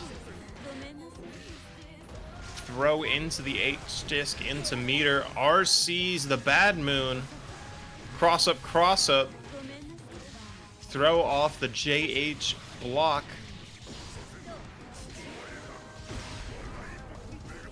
Flex shields out. Makes space. Nearly meter back on Hee Hoo's side. Far slash into the RC. The throw will close out the round. Great stuff from Hee Hoo right there. I know we were getting low on our HP, but kept it cool. I like Busta Rhymes representing Flicked on that round start Capel. Didn't put them in a situation to punish or anything after, but I love that matchup awareness, trying something new on the round start. Absolutely. Finds the hard knockdown here. Gets, oh, Iron Saber instead of Winger is a little rough because it means you have to defend against White Wild Assault, but White Wild Assault evaded. 100 meter on deck. Stuffs the startup at the second one too. IRC's out. Oh, no Boston way makes him feel good, just barely in range. Flick startup, but the 2P stops whatever Busta tries next. Blocks the savior, PRC instead of RRC to try and find the startup of something. And 6P Heat Knuckles gonna take us to round 3 of game 5 here. It was looking like Mario Kart for a second there. Hee Hoo driving to each side of the screen with the hair car, but Busta Rhymes keeping it cool and closing it out with an anti-air. Now we're over here making Hee Hoo spend that burst meter. We're getting our hard knockdowns with H-Disc. I love the backwards Mega Fist to jump out of the Oki and also probably represent a combo, of course, if it had connected. Oh, second overhead finds the opening. Thrown into the corner, though. This is a terrifying spot for Hee Hoo. Thrown out of the Hammerfall, though, before they were able to get the RC to start up. Caught in the backdash by H-Disc. And that close slash juggle combo starts this off. Able to H-Disc back in. Compel for the wall splat. Winger to secure it. Hee Hoo in a close game with their organization partner, BUSTA Rhymez. Had to execute an SJS team kill here. Doable. Definitely very doable. But it's not going to be easy. It's not going to be easy. But here we got Rio on the Happy Chaos. Totsu on the Soul. Guys, this is actually a huge deal. We haven't seen Totsu in a Jeekly for, oh my god, it's been months now. If this is washed, I don't want to know what clean Totsu looks like. Backdashes your throw in the corner, puts you in the other corner after taking half your life. That being said, oh, the burst coming out just in time to prevent Rio from doing the same with Deus Ex Machina. There we go. Totsu trying to roll away to get some opportunity to use their flask of Crimson Tears. But Rio, reading their inputs, gets the punish, trying to get Totsu opened up here. 5K'ing the clone, trading our PRCs back and forth. Both players at kill percent. Rio just needs to chip them out, but no focus or no ammo. We're just a normal character at this point. Yeah, Totsu back in off the RC from Bandit Bringer, but the 5K stuffs the approach. God forbid we have to use our broken ass 5K once we're out of ammo and focus, but Rio closes that one out. Totsu with the whiff punish gets Rio over here in the corner as a reward.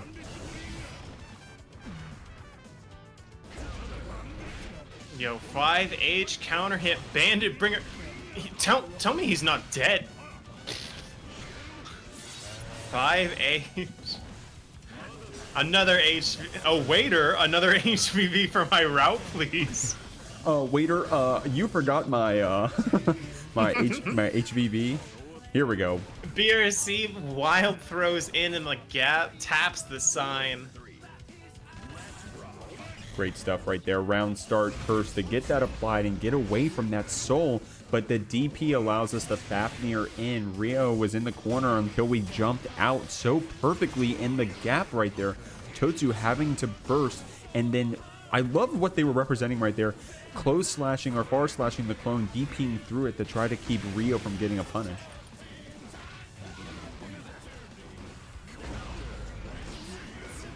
SDP's out.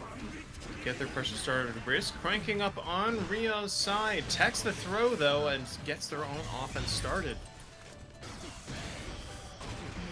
Here we go. Just some stagger pressure here, trying to open us up the old tried and true way, and it works.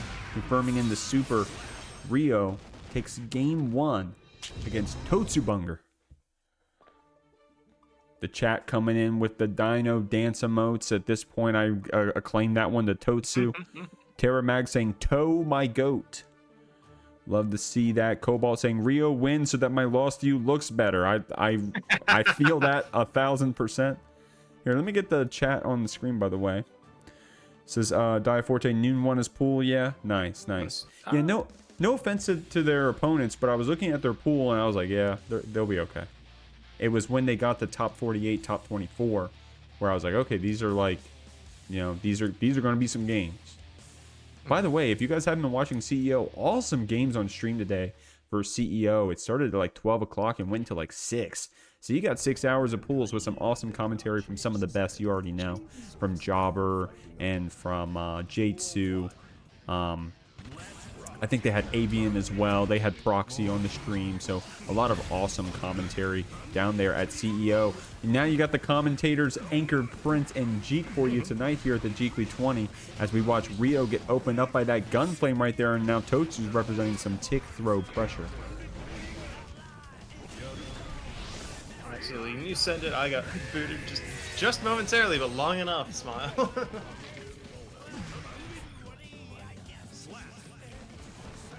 Great stuff from Totsu right there, getting that Dino Dance power up here against Rio in losers round 6 of the Jeekly. 5D opens us up, but the Charge Dust gets called out by the DP from Totsu right here. We're spending our ammo and our focus and our meter to try to capitalize on these hits. Rio going to use the Deus Ex Machina for the hard knockdown here against Totsu, who is up around.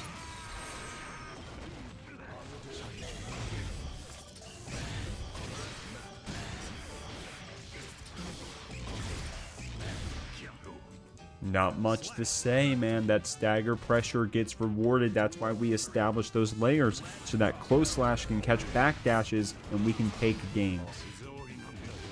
Absolutely.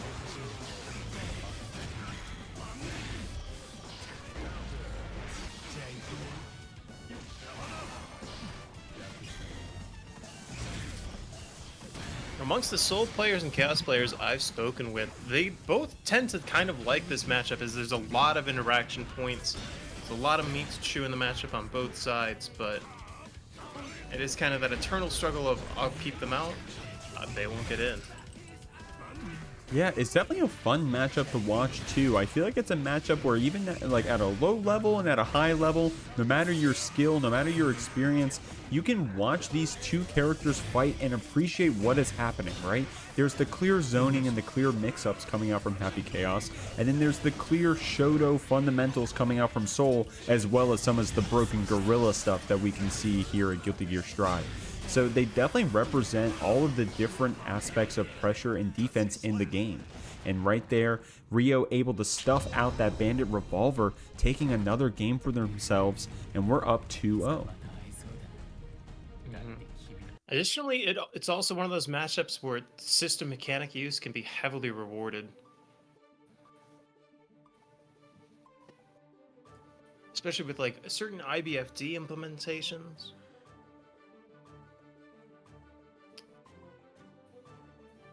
Here we go. Totsu's going to swap out the tiers in their physic.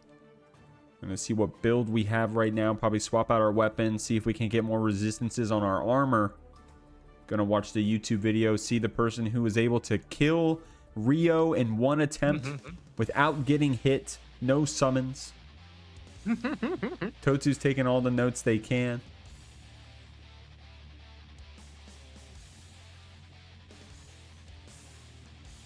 Hey, Miyazaki said himself, hey, when I play the game, I summon all I want. I do everything. I don't care. What was the quote? Miyazaki was like, I absolutely like, suck at video games. Yeah. Based. Here we go. Rio getting their focus back up post knockdown right there. Totsu not holding it. Saying, hey, you got to keep those meaties true or I'm going to DP out. Did you forget what my character does? We're already in game 3. Getting opened up with that revolver, Red RC JP. Rio stuck here in the corner. Counter hit on the slash normal. And that's soul damage for you, baby. We're taking a round. Dash up 2K finds the opening before the reticle's able to find its mark. HVV through the wall. Rio responding in kind. Resources basically even on each side. Off of that wall slump, we're going into the super for the hard knockdown. Totsu with full resources entirely. Let's see how tricky they can get here with 100 meter, 100 burst. Rio saying, hey, I'm not going to hold that. Runs up, throws, but the 3-frame 5K has something to say about that.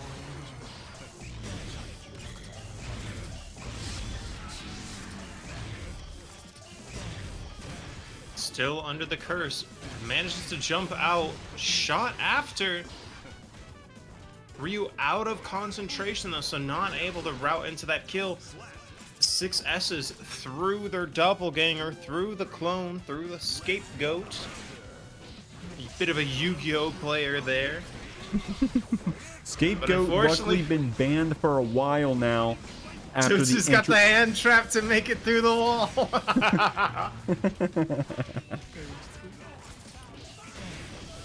Damn, getting opened up right there. Rio getting the wall splat off of that 2K2D onto Totsu. We're down to the last interaction in a hard knockdown state. We'll see if Totsu can get out of it, but canceling the gunshot into Wild Assault. Happyrio takes it 3-0 over totsubunger SJS. here in losers round 6, top 8 of the Jeekly 20. But hey, Totsu wasn't thinking about Happy Chaos at that point. They were thinking about fighting against Millia. Saftig and Hee Hoo here in losers quarters, and then mixyous and Happyrio as well. What characters am I looking at right now? I was not paying attention. Mike, a soul player traditionally, of course, has played Kai and some other characters as well. Hee Hoo showing us the Millia earlier, but they're saying, hey, in the spirit of season 3, if you're gonna pick Abba, I'm gonna pick Gold Lewis. Hell yeah. I mean, Gold Lewis and Millia are basically the same character, right? They knock you down, they do like IAD, JK, they cross you up. They're the same character, really. And they're both really hot. So here we go, Wake Up Super coming out from Hee Hoo, calling out Mike's opening, but using our own Wake Up Super of our own, chipping out with the run up parry. Mike taking the first round. John Zai. White Wild Assault, talk to him, get in their face. Saftig just watching, saying, okay. Runs in and gets BT for their trouble. Oh, an ambitious 2H, sending them back down to Earth. Or 5H, rather. Ooh, the super this time probably going to get blocked by Mike here. Keeping themselves calm. The backdash going through the key grab, though. Trying to keep Mike tamed with these 6Ps. Hee Hoo trying to fight back this ABBA pressure, but we're going into the install. The parry hits meaty. Red RC for some little re-grab shenanigans. Mike looking kind of strong in this first game. Meter building on Saftig's side. Open the door. Oh. There we go. Hee Hoo buffering the Wild Assault input up until they get 50 bursts in order for it to come out, and there it was. All you had to do was whiff grab 10 times. We got the burst for it to come out. Not enough to take out Mike in this first game, but it was a valiant effort indeed. This is not Daisuke's vision. Hee Hoo after that first round in the chat, can I just get a DQ? We'll have to see if they're trolling. We'll have to see. Rio saying, Hee Hoo, no.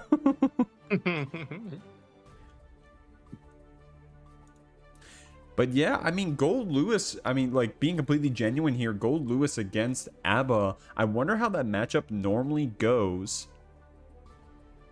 Says, I'm not pleased none of you want to watch this. I mean, I guess if you're not trolling, I mean, we can just play it out. Who are we waiting on? They swapped the soul. All right, we're gonna see the whole cast here. Hell yeah!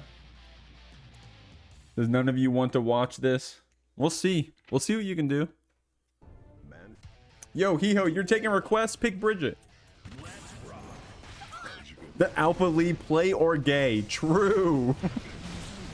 The DP getting whiffed right there. Mike keeping things simple with this ABBA pressure going into the install off the soft knockdown. Able to stuff out Hee Hoo's reversal right there. Trying to FD out this pressure, but Mike able to connect anyways. The install combos, man. Everything converts off this ABBA. Hee Hoo wild assaulting in, trying to get the pressure started. Calls out with a frame trap into Bandit Bringer, but gets 2K2D'd into key grab out of the corner. Janzai. There we go. Run up SDP. Talk to him. Heavy Mob Cemetery. Gonna make it out, but gets punished by the run speed and JR. Great. Angry Homunculus Girl is rapidly approaching your position. Doing some testing there, seeing how quickly we can go into negative penalty. Able to block out the super right there, but 100 tension from Mike lets us RC to keep it safe. We get the pickup. We have to put the mask on, trying to see if Hee Hoo will pick an option, but Hee Hoo is saying, hey, if you want this game to end, you gotta run up and grab me. It's the only way. I will block low until the timer runs out. And the second 5D will close it out. Great stuff from Mike right there. Even though things were getting close, was able to keep themselves calm and close it out on the high execution character, ABBA.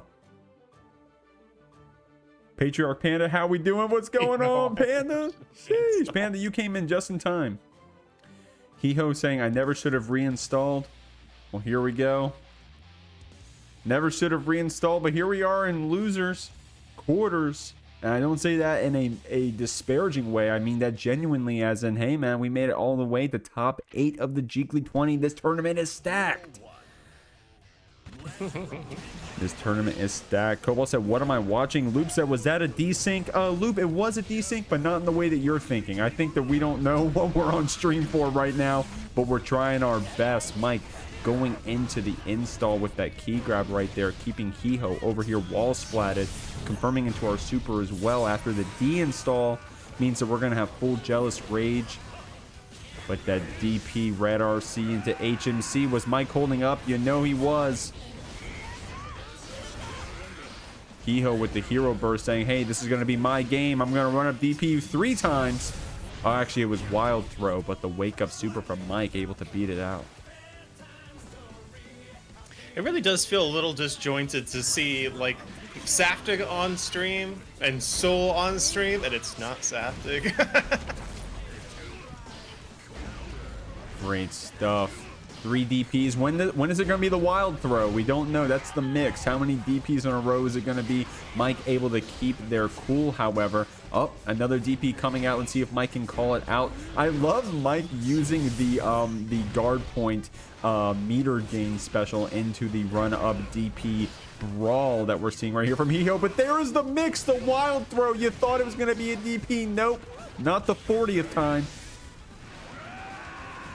HMC unfortunately getting punished, and it was such a good HMC also. We got them coming. We're watching the intro. We got the Ultima version of Slayer coming out. Rio, their first ever Jeekly as well on the Happy Chaos. A character we really don't get to see very much at this top 8 level, I'll be honest with you. I think we saw him last week, yeah? Rio? Did we see Rio last week? I thought we saw a Chaos last week. Did we see a Chaos last week? Fact check me, guys. I can actually do it myself. But here, Anchor, go ahead and take it over. Absolutely. Nice little, great little pickup here. Routing into Deus Ex Machina. Got the focus buff going. Reloaded our bullets. Rio doing a good job of keeping Mixyous away when they need to, but a Yerk means that they've got to deal with Master's Hammer, Blood-Sucking Universe active, but re-upping that positive bonus with a Gold Burst. Looking for Mixyous's burst, but gonna get 6P'd into mid-screen for their trouble. I don't really blame... Oh, we're getting back to him right here. I don't really blame Rio for trying to bait that burst, because all Mixyous needs is one hit on this Slayer, and because of that, would probably be willing to burst in a situation that we just, back, at this point 20 seconds ago. And of course, Mixyous able to take that round, proving my point that, hey, look, you just only need one of those stray hits, and you can go ahead and steal a round. Absolutely. Blue Wild Assault into the Master's Hammer, into another. Cross up close slash. Blocks the burst. Far slash 2H. Take it down with a perfect first on the board for Mixyous. Good stuff. Mixyous right there showing up on the Slayer. Now, Mixyous also playing the ABBA earlier in the bracket, if I'm not mistaken. So they are definitely... Happyrio, what is this character? They are definitely a fan of the Season 3 characters, man. Happyrio saying, what is this character? Man, I love the theme of our chatters tonight. Getting hit by Season 3 characters and being like, fuck this game in the chat. Oh, Slayer's so cool, man. I love Slayer. I like Slayer. I hate fighting him. I love him.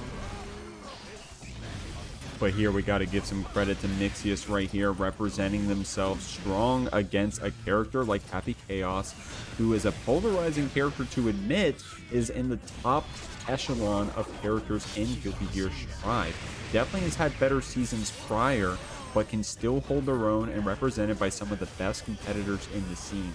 Rio here trying to take top 8 at their first ever Jeekly. Mixyous, same story, but playing a character brand new to the scene, only a couple of weeks old at this point, confirming into the 100-meter super for the kill, showing off the animation. Mixyous taking this first round. Last Horizon. The last hit in the combo. All the same to Slayer. A year's fade everything into obscurity. Fist of Doom getting caught out and startup. The throw getting baited.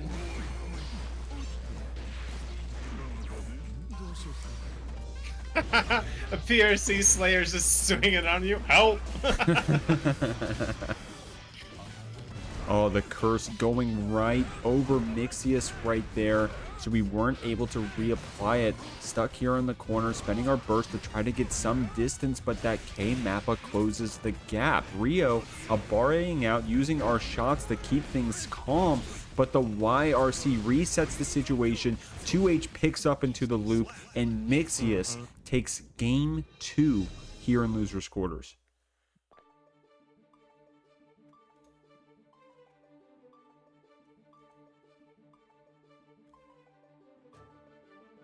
Who's the blue aura that's spectating right now? Who is that?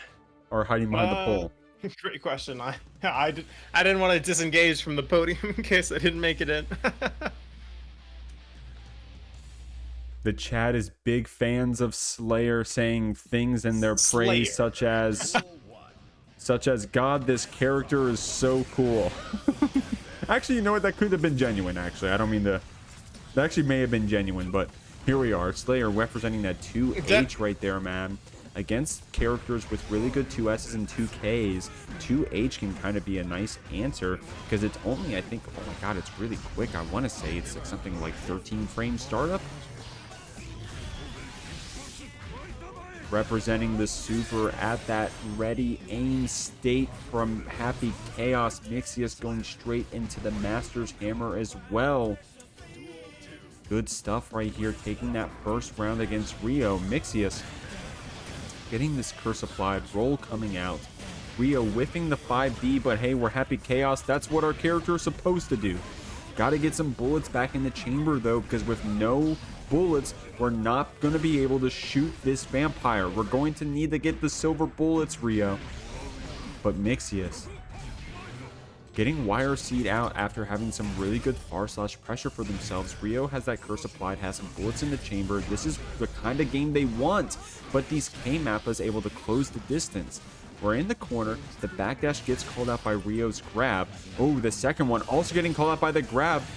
Mixyous having to YRC to try to get out of the situation. Does not hit confirm the close slash, and Rio with the jump in shoot, taking that round. Now we're on game point for Mixyous' side, but that wind up back, that dandy step back hammer fall, my god, the gold burst as well, saying I'm trying to take this game. Rio saying, what are you doing, man? Getting shot over here to the corner.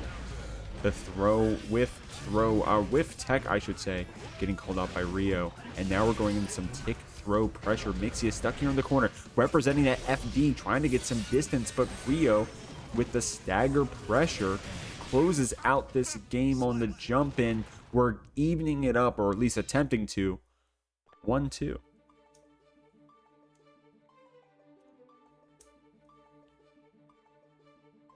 Great stuff. Anchored coming back into the room. Let's see if it's quick enough to get onto the stand. You're gonna have to tell me. I see you're spectating. Is the game loading for you, Anchored?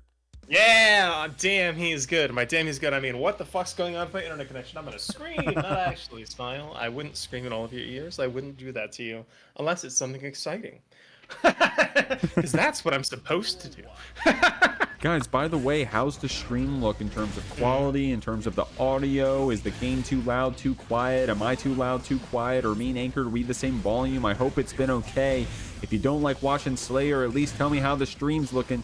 Rio's got a combo with the curse applied, carrying Mixyous over here to the corner. Gunflame picks up on the frame trap, going the super for the hard knockdown.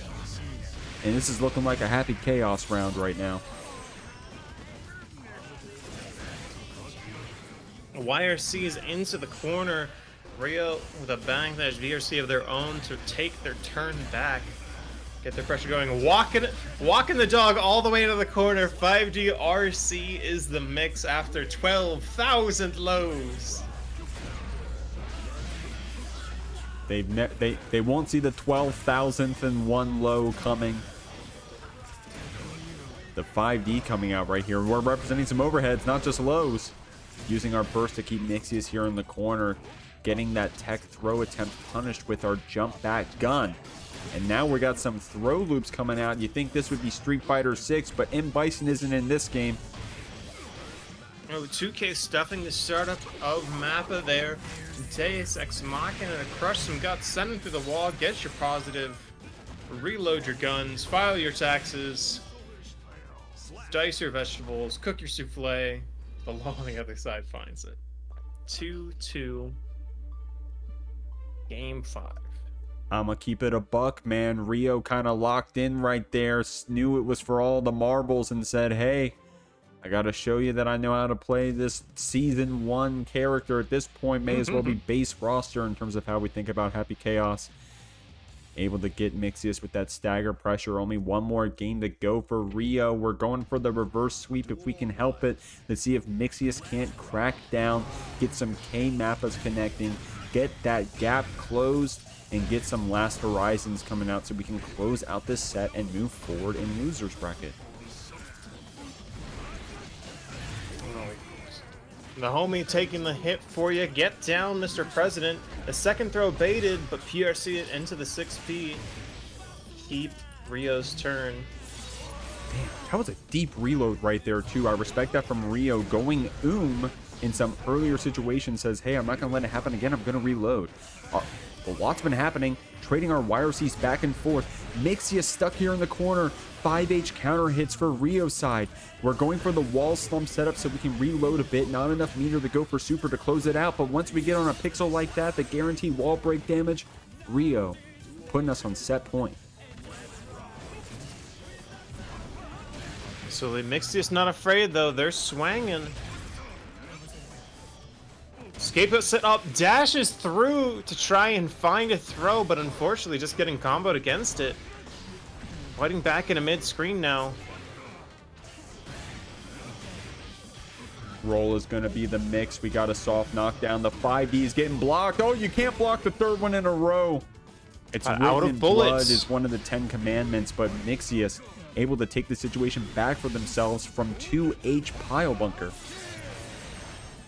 Yeah, get that instant wall stick, SMH for the hard knockdown. They're not going to be spending burst. They're going to take it to the next round. Get your kill. Last game, last match, last round. Let's see what we can do here. Rio getting the pressure started with that roll mix, getting these 5Hs connecting. Not a lot of damage so far against Mixyous. And look, it's already even back up off of 2 interactions off of this 2H, trying to use our gun to keep Mixyous down, if at all. Wire sees the mix, but a scapegoat catches the 5K and gets Rio in the corner, baits the wake-up throw. Wild assault for the hard knockdown. Mixyous close to burst again. Blocks that first 5D, but not the shot. 2H, YRC out from Rio. Burst entirely spent from Mixyous. Cursed and on the other side of the screen with a full focus gauge for Rio. He moves in, baits the throw, and shoots this vampire to death. He's cast his bullets in silver. Jeekly 3? Oh, that wasn't that early. Point is, I think it was pretty early. Point is that Anchor's been doing our art and assets ever since, and he's been here around long enough that he's seen the history be built of players such as DM Dany, of players such as JKLY Vodka Man on this Potemkin, on the Kai.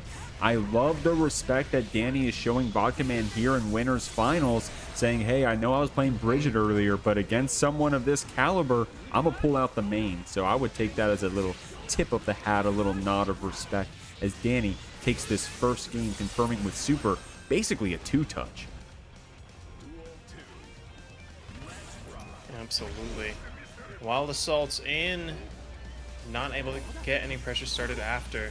And I feel like we may have seen these two play before, or at least we've seen Vodka Man or other Potemkins going up against Dany. Dany pretty confident and throwing out a lot of stunnages, not too scared of flick. Confident in the counterplay, moving around slide heads and knowing when to move in, just like this. I want to say that we've watched these players play maybe 2 or 3 tournaments ago, and Dany played the exact way we saw him play earlier. This jump back stun edge. from like full screen. You know, he changes up the angles. He becomes a sort of zoner when he needs to against someone like Potemkin. He's got the tools, and he's not afraid to use them. Oh, calls out the flick. Frame trap with a super. Send him through the wall.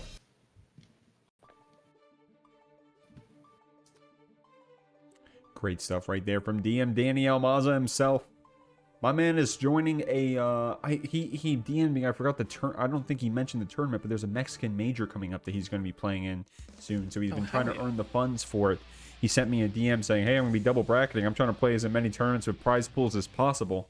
Trying to save up that money to get out to the majors." I said, "Hey man, thanks for letting me know. Ain't nothing but a thing." And here he is in winners finals of the Jeekly 20. And if you've been watching the Jeekly, man, you know Dany's up here in top 8. Absolutely, keeping that shock state rolling. A trade with the far slash, but absolutely fine. Keeping Vodka in the corner. Base the throw, but PRC on deck. Vodka recognizes that, doesn't throw out a move. Empty jump only. He keeps that Risk empty jump cranking. on him.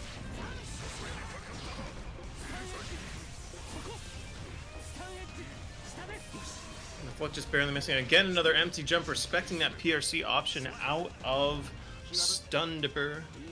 But a throw after will secure the round for Almaza.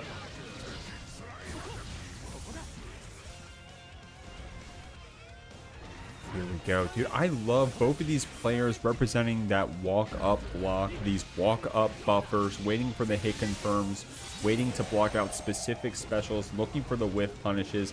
These dudes are playing the fighting game right now. And Dany, kind of on the upper hand, able to stay on Vodka Man's butt post the flex shield. We're stuck here in the corner. We're getting chipped out, waiting to use our meter to confirm into the kill. And it does off of that tap dust. Good stuff, Dany.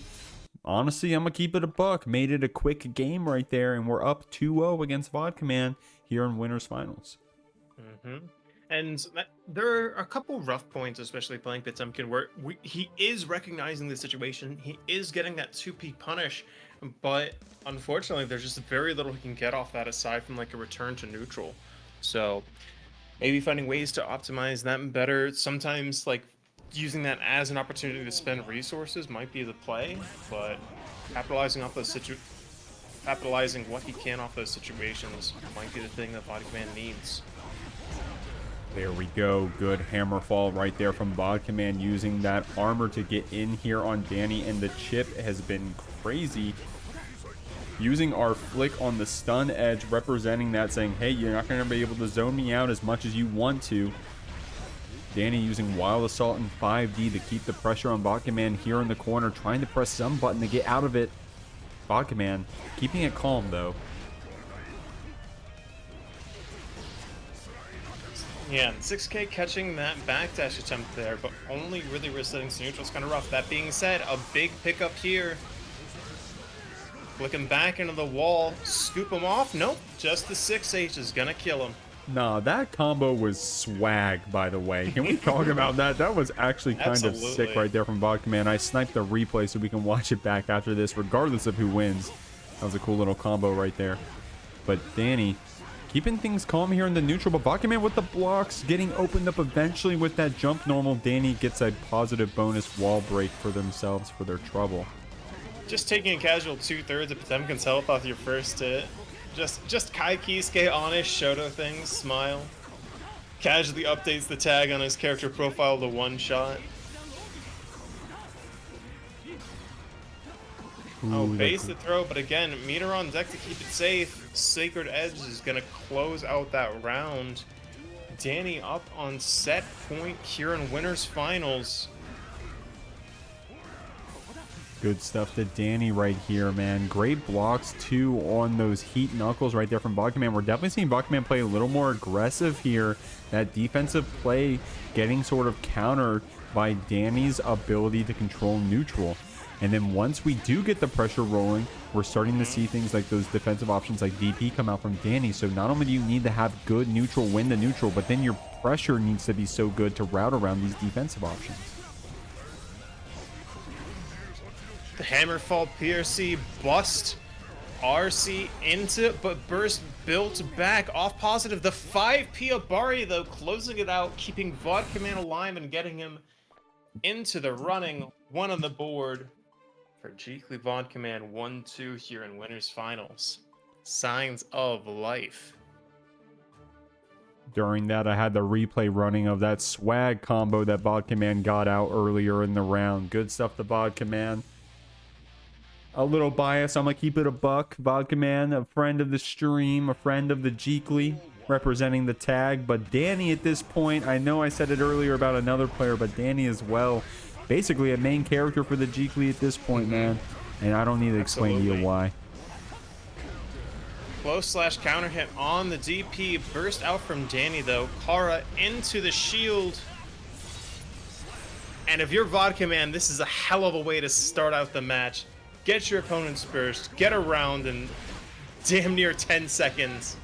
You'll love to see it. Yeah, if I'm Vodka Man, I'm gamer leaning right now, but Dany doing the same thing, getting that wall break right there, starting off this round. We're getting zoned out by those huge normals from Vodka Man, but the red RC2S tries to open up Vodka Man, but damn, the defense is just too good. Yeah, calls out the Fudo Arc reset, but now returning to some honest neutral here. CSE out. Empty into the JS. 5D, launch him up. Sacred Edge for the hard knockdown. Hold on to that burst. Waving in our YRC into that stagger pressure. Dany definitely looking for it a little bit earlier than that. So Vodka Man, like, not only representing a variety of defensive options, but doing so at the right times. Dany, a really good player, looking for you to try to get antsy and want to get out too early. Vodka Man right there bursting at a great time, for example. Dany not able to bait it or route around it. Oh, trades with the stun edge to get the hard knockdown, but loses the neutral interaction after. And getting that shock state and hard knockdown from Sacred Edge here. So mix to hold. 2D getting the whiff punish after deflect shield, but a DP out. It's gonna steal Dany's turn back. Thrown out of the King's far slash. Hammerfall RC, 5k. No chance to burst. Gonna have to take it to the other side. 6p, but bursts out. Goes up the wall. Starts scooting. Vacuums it in. Garuda, 5D. PRC into the 2k, into the low. DP out. Stun Dipper RC staying plus. Comes in, baits the throw, and no burst built back in time. 3-1 for Dany, but what a set. So true. Vlog gaming.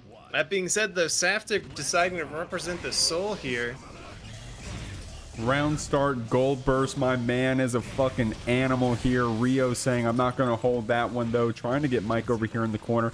I love the early throw because I definitely personally expected an early DP from Mike, and maybe Rio did the same. And here it is right there. Red RC to turn it into a combo as well. We're going to get a wall splat and a positive bonus.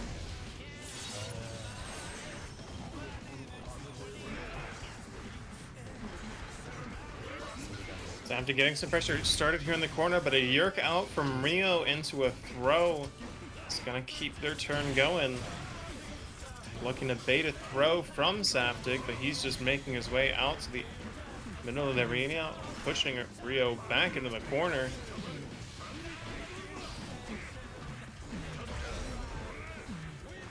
Wild Assault to keep the pressure going. Risk bar getting cranked. Rio probably feeling the pressure of that risk, wanting the YRC, but the revolver catches our backdash. Rio saying, hey, I can win this round. I'll spend my burst and prove it. But Mike, with the run-up 5D, closes out that game. We're going to round 2 of this first game of loser semis.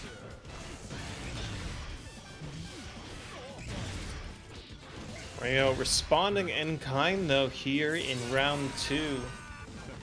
Taking half of Saftig's life, sending him through the wall, but getting counter hit 6H for his troubles. I love that routing 2k into 5k right there. Rio was a little high, so maybe the 2k double juggle wouldn't have connected. Getting that wall break. Both of our players with 100 meter. Rio spending some of it just now, going ahead to spend the rest. probably not enough to kill. Goddamn, never mind, I jinxed it. Taking that round, evening it up right here in this first game. Yeah, Deus Ex will crush those guts. It's got a ton of hits in there. Mikesaftig resetting with those far slashes, cranking Rio's wrist gauge. Rio gambling on the bandit revolver reset, gets the throw, but Saftig responding in kind.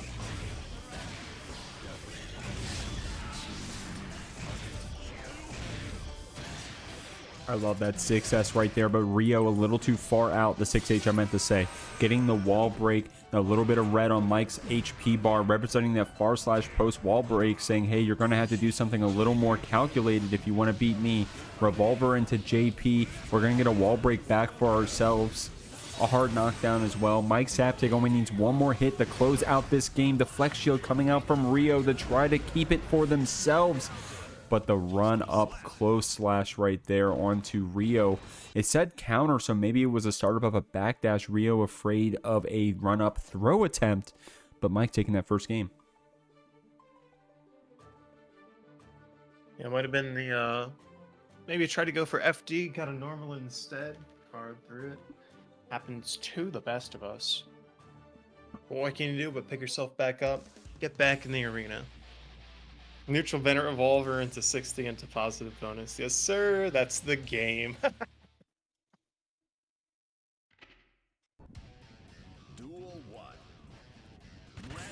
Guys, I just peeked at it, and this would be the first Jeekly that we claimed all of the Matcherino codes during the broadcast. So shout outs to y'all for doing that. Thank you so much. Everyone you're seeing on the screen right now is going to get paid. We just don't know which one of the two it's going to be, as the winner of this match goes into third place, therefore the prize pool. The loser unfortunately goes home with nothing. But hey, it's free to enter, so don't complain. Hardly complain about free as an entry price, but Saftig's gonna work to get that money, same as Rio. Purse out, shots out, but Saftig's just sprinting in. 6S counter hit. 5K pickup. No wall stick yet, but it's a reset to kill. Good stuff right there from Mike right there to close out the round. We're up a game as well, but damn, we've been going to the last round. These have been some close games so far, and I expect the rest of the set may go the same way. Mike confirming that slash hit into Wild Assault to keep a pressure going and carry Rio over to the corner. Nailing that failed jumping attempt with 6P. Mike with that jump cancel JD. Great damage right there from Soul, capitalizing on the scramble. Yeah, looking for the burst with just that first JP, not going to the second one, but gets bursted out, but the Gunflame PRC after's gonna check that 2K. That Gunflame PRC, man, looking like an Xrd player out here. Straight up in the Xrd. No, in the Xrd, straight up yerking it, and by yerking it, I mean my RC. Or by yerking it, I mean my Gunflame.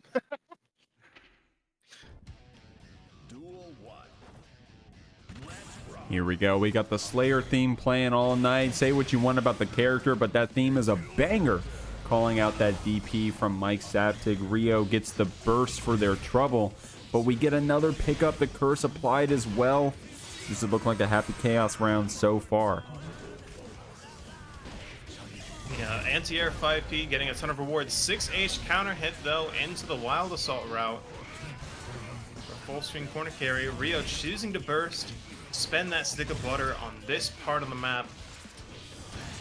Getting fully rewarded from it with a full screen carry into Deus Ex.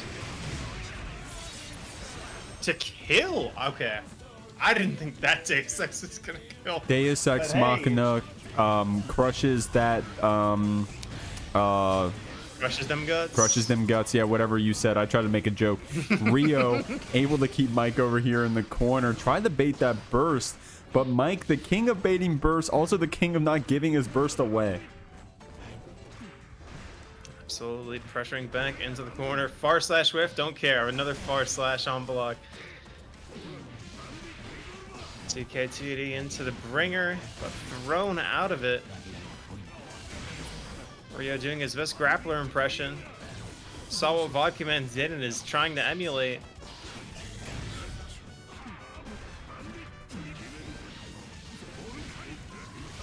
Ooh, wow, the PRC down off that Volcanic Viper. What a cool route.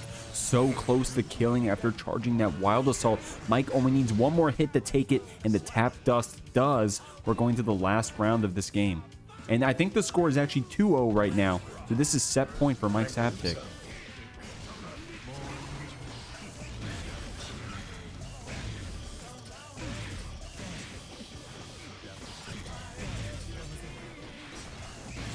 5K's the clone.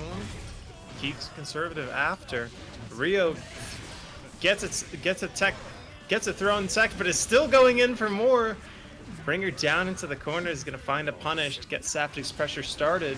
Get this risk cranking up on Rio. No burst on deck. This not quite dead though because the wall had no health. Couple of YRCs are probably on the menu with as much tension as Rio has on defense, but the DP connects, 5D coming out as well. BRC's coming out from Rio instead of YRCs. Great stuff. Staying on the offensive. Mike only needs one more hit to close it out. The flex shield trying to counter that revolver red RC. Again, only one more hit, but if Rio can get a nice combo here, maybe they can close it out on Mike. But the gap means that SVV was able to come out. Mikesaftig takes it 3-0 over Rio, making their way in the third place in the JKLY 20.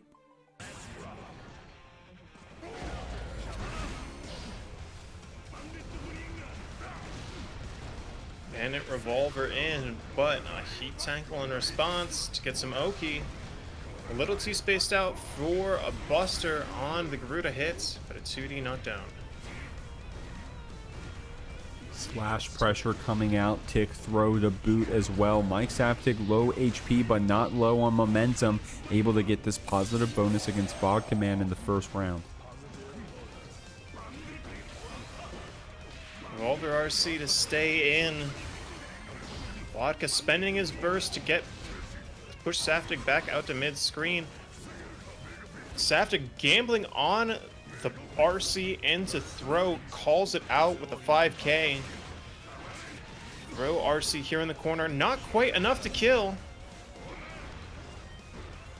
Calls out the jump, still not finding the opening he needs. Brisk cranked up on Vodka's side, doesn't go for a 6P or a heat knuckle on the jump. White Wall assaults in. Oh, but the JK from Soul? Question mark? Catches out the end of that hammerfall, gets Saftig that first round. Great stuff from Saftig right there. I love that full screen counter hit. Vodka Man representing some preemptive normals that tried to stuff out Mikesaftig. Soul, a character that does have advancing special moves, but they are somewhat telegraphed and also minus on block. So you have to be careful about how you use them to get in. And especially at a higher level like this, when you can mix things up with your tension, you can mix things up with your burst meter, just with your dash blocking in general, Vodka Man needs to be preemptive against a Soul player of this magnitude. 5 DRC to open him up. Tyrant Rain, this might kill. Not quite, Potemkin holding on with just a pixel. Gold Burst blocked. Scoop him up, Hammerfall PRC. Throw out the shield, say I don't want to deal with nothing. Gunflame PRC flicks it back. Whoa. Doesn't even think about FDing. This man does not live to block. Okay, Vodka Man lost, but they won in spirit. That was kind of sick. In spirit, that flick was a win. That was crazy. But hey, shout outs to Mike for closing that one out still. Shout outs to Mike. That is true. These two both in the money, but playing for a bigger share of the pie now.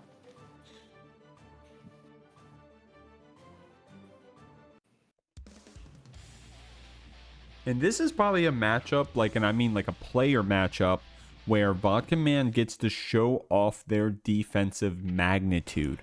right? Against someone like Dany, how we saw earlier, Dany can start playing a zoner and force Vodka Man to come in. But when you're playing against Mike, who is just, you know, a very aggressive player on the soul, a very tricky player on the soul, Vodka Man having great defense kind of plays to their benefit. Of course, Mike is up a game, so we'll have to see how that pans out.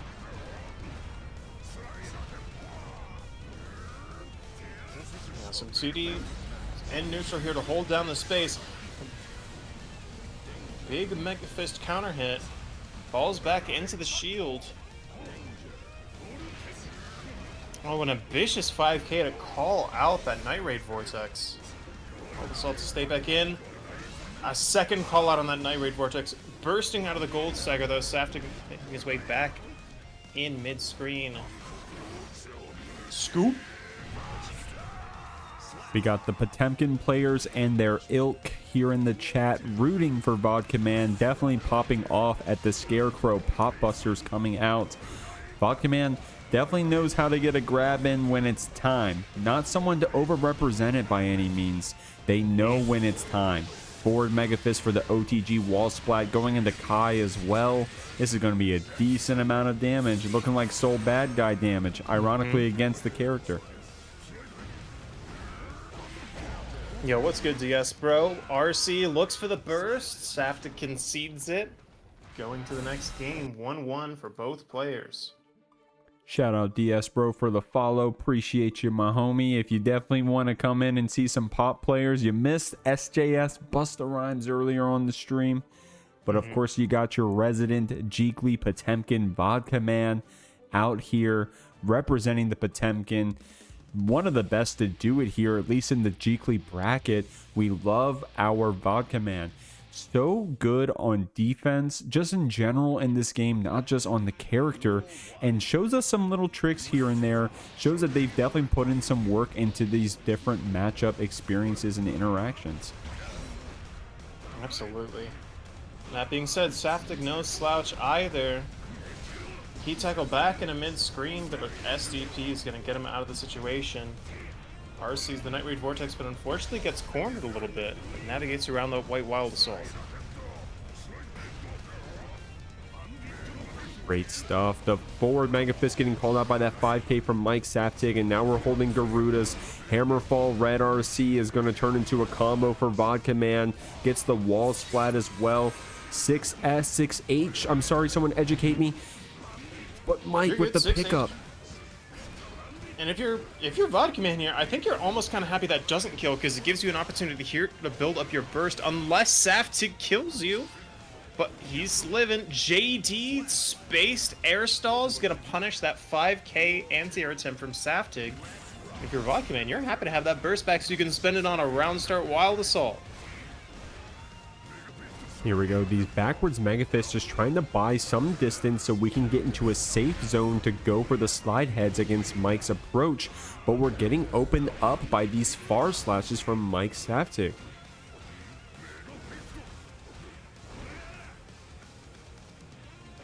Both players staring each other down like gunslingers. 6HRC though.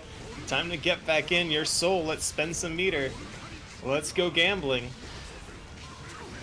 Ooh. Oh, PRC's the startup of HPB there. Doesn't go for the Buster like traditionally, goes for the Mega Fist. But gets caught out at the end of a slide head by Bringer into 6HOTG to kill.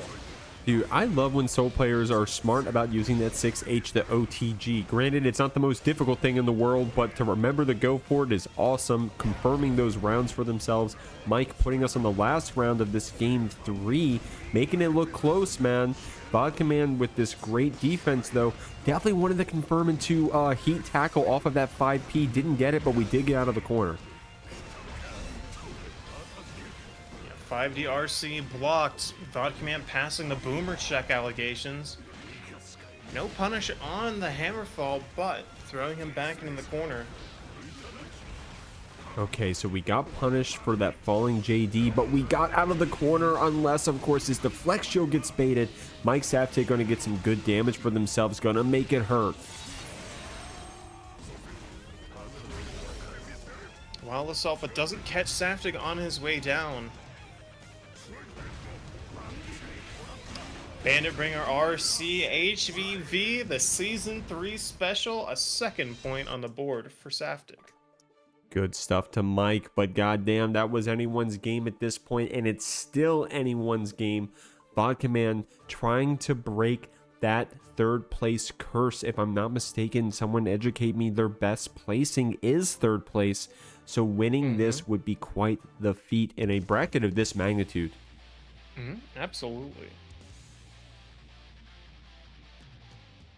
And guys, at this would be the point where I'd shout out the Matcherino, but you all already claimed all the codes. We appreciate you so much for doing that. It was so very generous.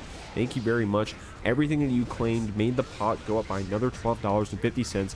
We're at $62 right now. Everyone on the screen is playing for a slice of the pie. How is it going to get cut? We'll have to find out, and we'll see if Mikesaftig's tick throws kind of put them towards a little bit more of the pie than someone like Vodka Man. But if they can come back 2 more games, that's all we're going to need. Vodka Man says, you know what? I like Hammerfall. Let's do more Hammerfall. Take their hard knockdown mid-screen. They want to keep this pressure going. Let's go gambling. Another Hammerfall.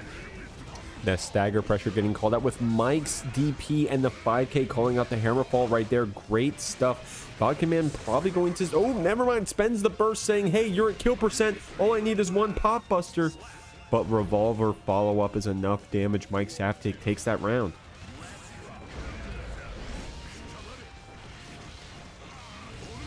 Wild Assault into the dust loops.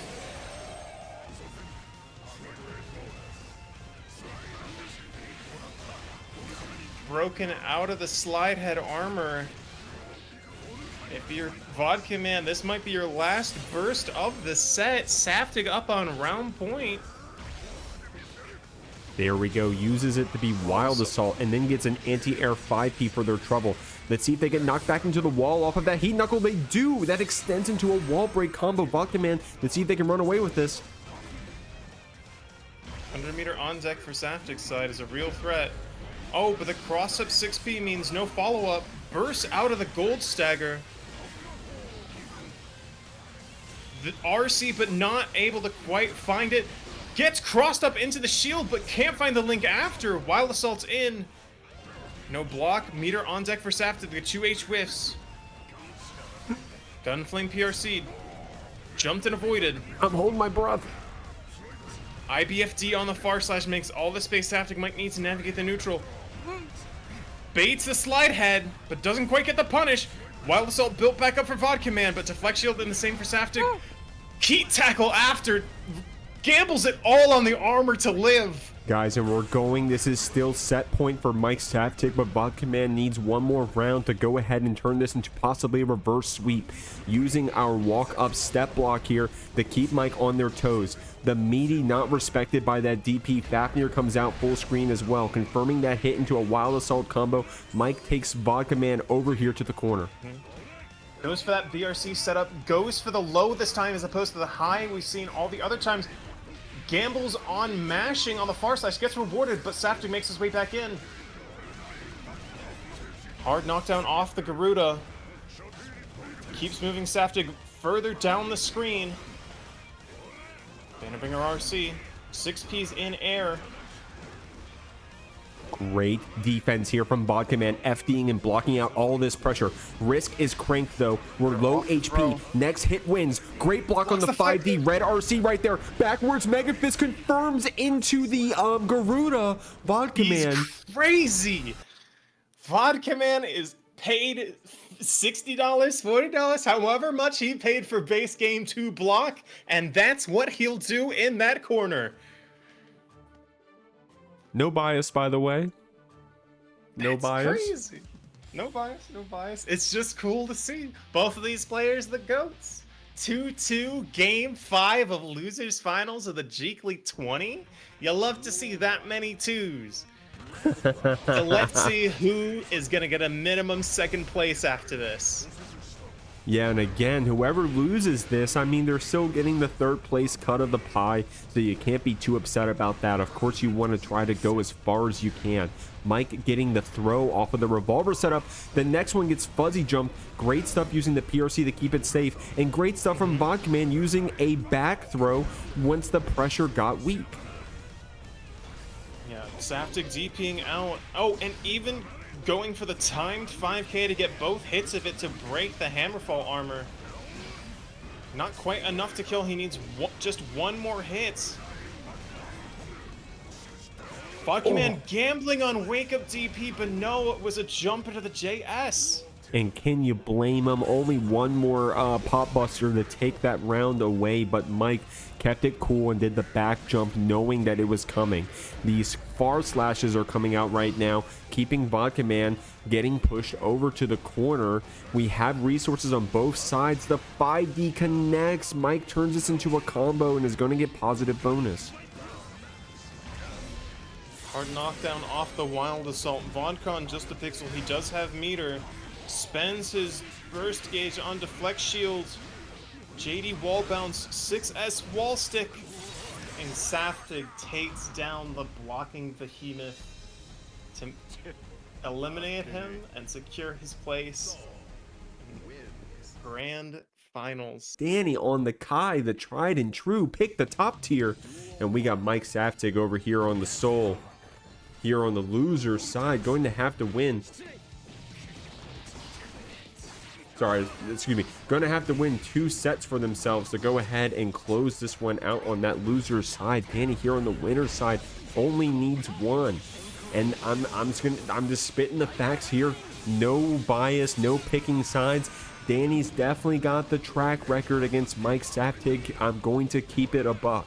But I'm pretty sure that Mike has been able to close it out against Dany in grand finals before. We'll have to see them do it again here.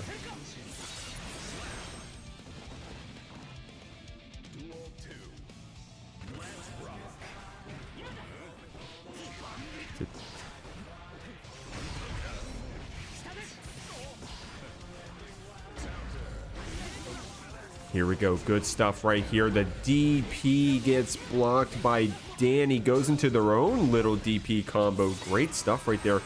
Optimal punish, I'm assuming. Look at that damage, man. Oh, baits that 6H. Saftig makes it out of the corner. Caught by a stun edge, though. Dany with a whole grip of meter. Waiting to use it, but gets caught out by 5 DRC.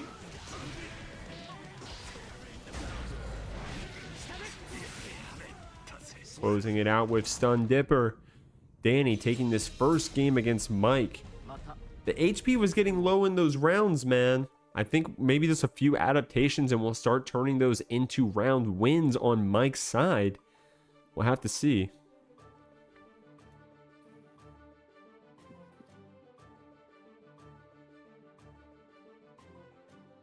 Oh, Saftig responding in kind. Swapping to Kai, says, you know what? That far slash looks pretty good. Maybe I'll swing 1 or 2 on my own. Hey, that Kai character's kind of hot. Let me go ahead and pick him myself. Mikesaftig coming out here with the honest mids.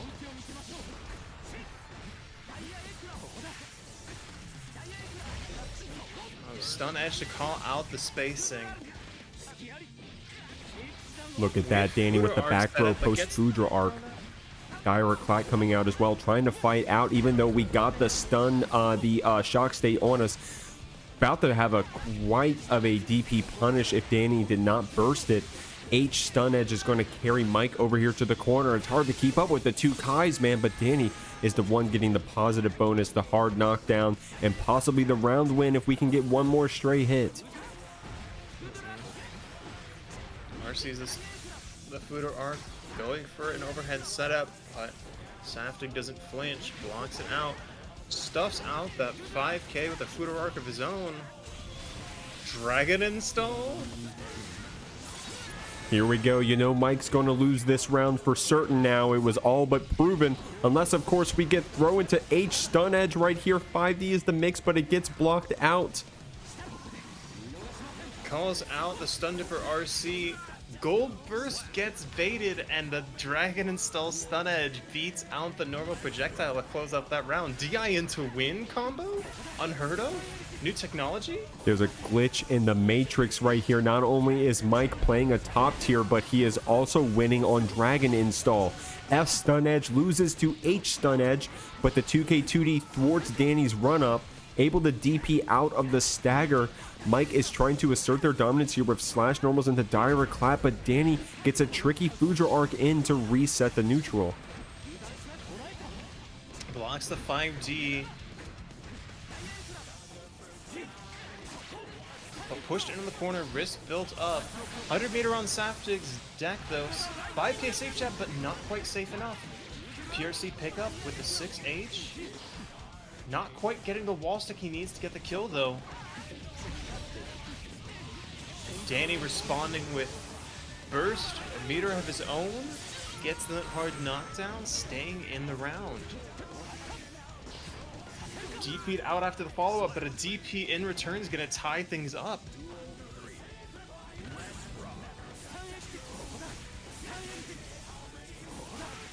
Fighting back and forth with fireballs here. Dany is the one who gets the counter hit, but Mike decides to burst to try to go back to neutral. Gets a counter hit for themselves, but can't confirm it into the stun dipper. Ends up dropping, using our DP to try to keep Dany over here in the corner. Fuja arc going right over that far slash. That normal's pretty good, but not good against Fuja arc. Kai counters, Kai confirmed. Mike taking game 2. And calls out the DPRC as well with that throw that hits him with the 5Ds to mix after. Adaptations on Saftig. Imagine Dany swaps to Bridget. These two just keep swapping characters back and forth. And Saftig swaps to Ava.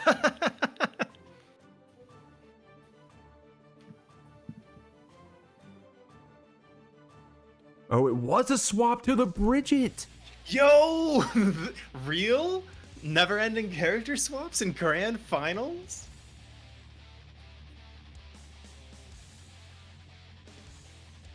Damn, going back and he forth. Didn't have to, but let's go. At this rate, we're going to see the whole cast.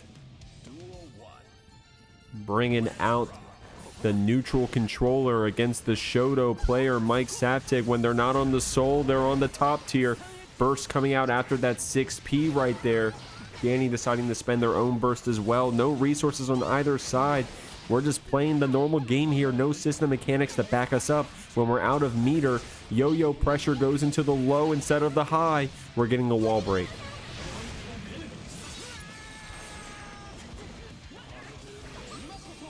Backdash of BRC to escape the setup post hard knockdown. Dany sending Saftig back into the corner, killing him even before the wall stick.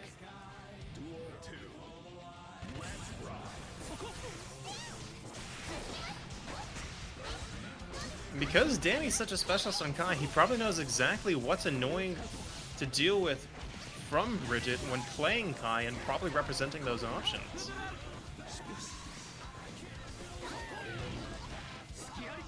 A whiff throw, but now a landed throw keeps Dany in the corner. DP counter hit. 6H pickup off the shock state. Ties up the round here in game 3. Great stuff right there from Mike, able to close it out on the Kai Keys. The falling down JS from Dany gets Mike's burst out of his meter bar. But now we're here at neutral. We're throwing our projectiles full screen, trying to fight that H stun edge, trying to fight that 236S from Bridget. We're getting a pickup, and we're going to get a DP punish. Does so with the 2H straight into the killing machine to try to keep the resources low on Mike's side. 6PRC finds the hit. Not quite enough to kill, though. Several IBs from Saftig. Burst out from Dany.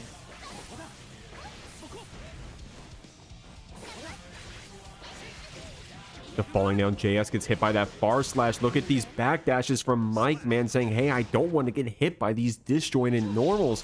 But Dany able to weave it in with the 5H there. Imagine we do see a fourth character swap? Third character swap in total? We see the Ava? Yeah, we would have seen Nope, Mike swap to the ABBA right there. Throwback to that DI win that Mike had, Scrimmage in the chat. It takes a Soul player to win with Dragon install. But here we go. If you didn't watch that first game, you wouldn't know why Soul had anything to do with this. Right now, we're watching Bridget Kai. Dany playing the secondary while Mike's playing the secondary. Quite the grand finals, I'll say. Ooh, baits the DP. And baits the burst here. If you're Dany, this is a great way to start off. Gets the hard knockdown with 50 meter to mix on the other side. JS into the tick throw setup. 100 meter on deck.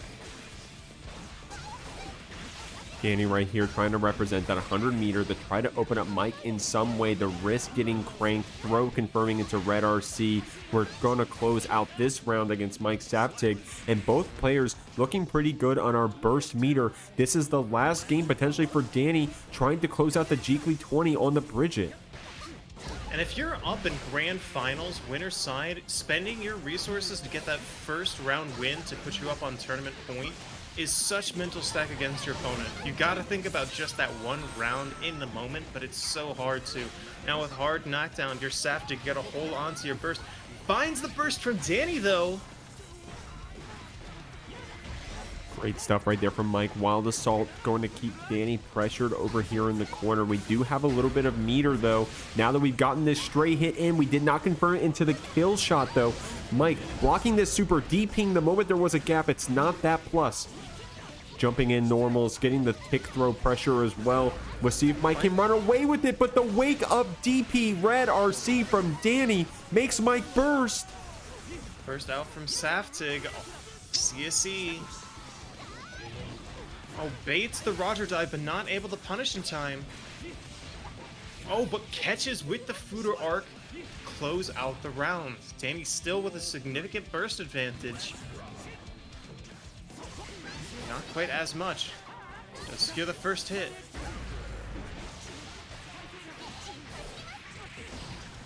Keeping him in corner. A throw whiff just outspaced. Far slash is out into mid screen. Wild Assault 5 DRC. Open him up, pop him up. Find that hard knockdown with Wild Assault to spare. Saftig just shy of burst with 1 pixel. Backdash BRC doesn't go for the overhead, but finds the low after. Throw baited into Killing Machines. Gonna close out Jeekly 20 for DM Dany Almaza. Yeah, thanks again, guys. Shout out to your mod team. Shout out to everybody helping out. Shout out to you guys for competing and watching. We'll see you next week. Have a great weekend. Peace out. Shout out to my cat. Yeah, I saw her come up there for a second. Hello gamers. Dany, thank you for the follow. Big fan. Let- Huge fan of you. Wait a Dany. minute. Let me get Dany. Did you win the Jeekly? Just answer the question. Okay, I'm gonna end stream.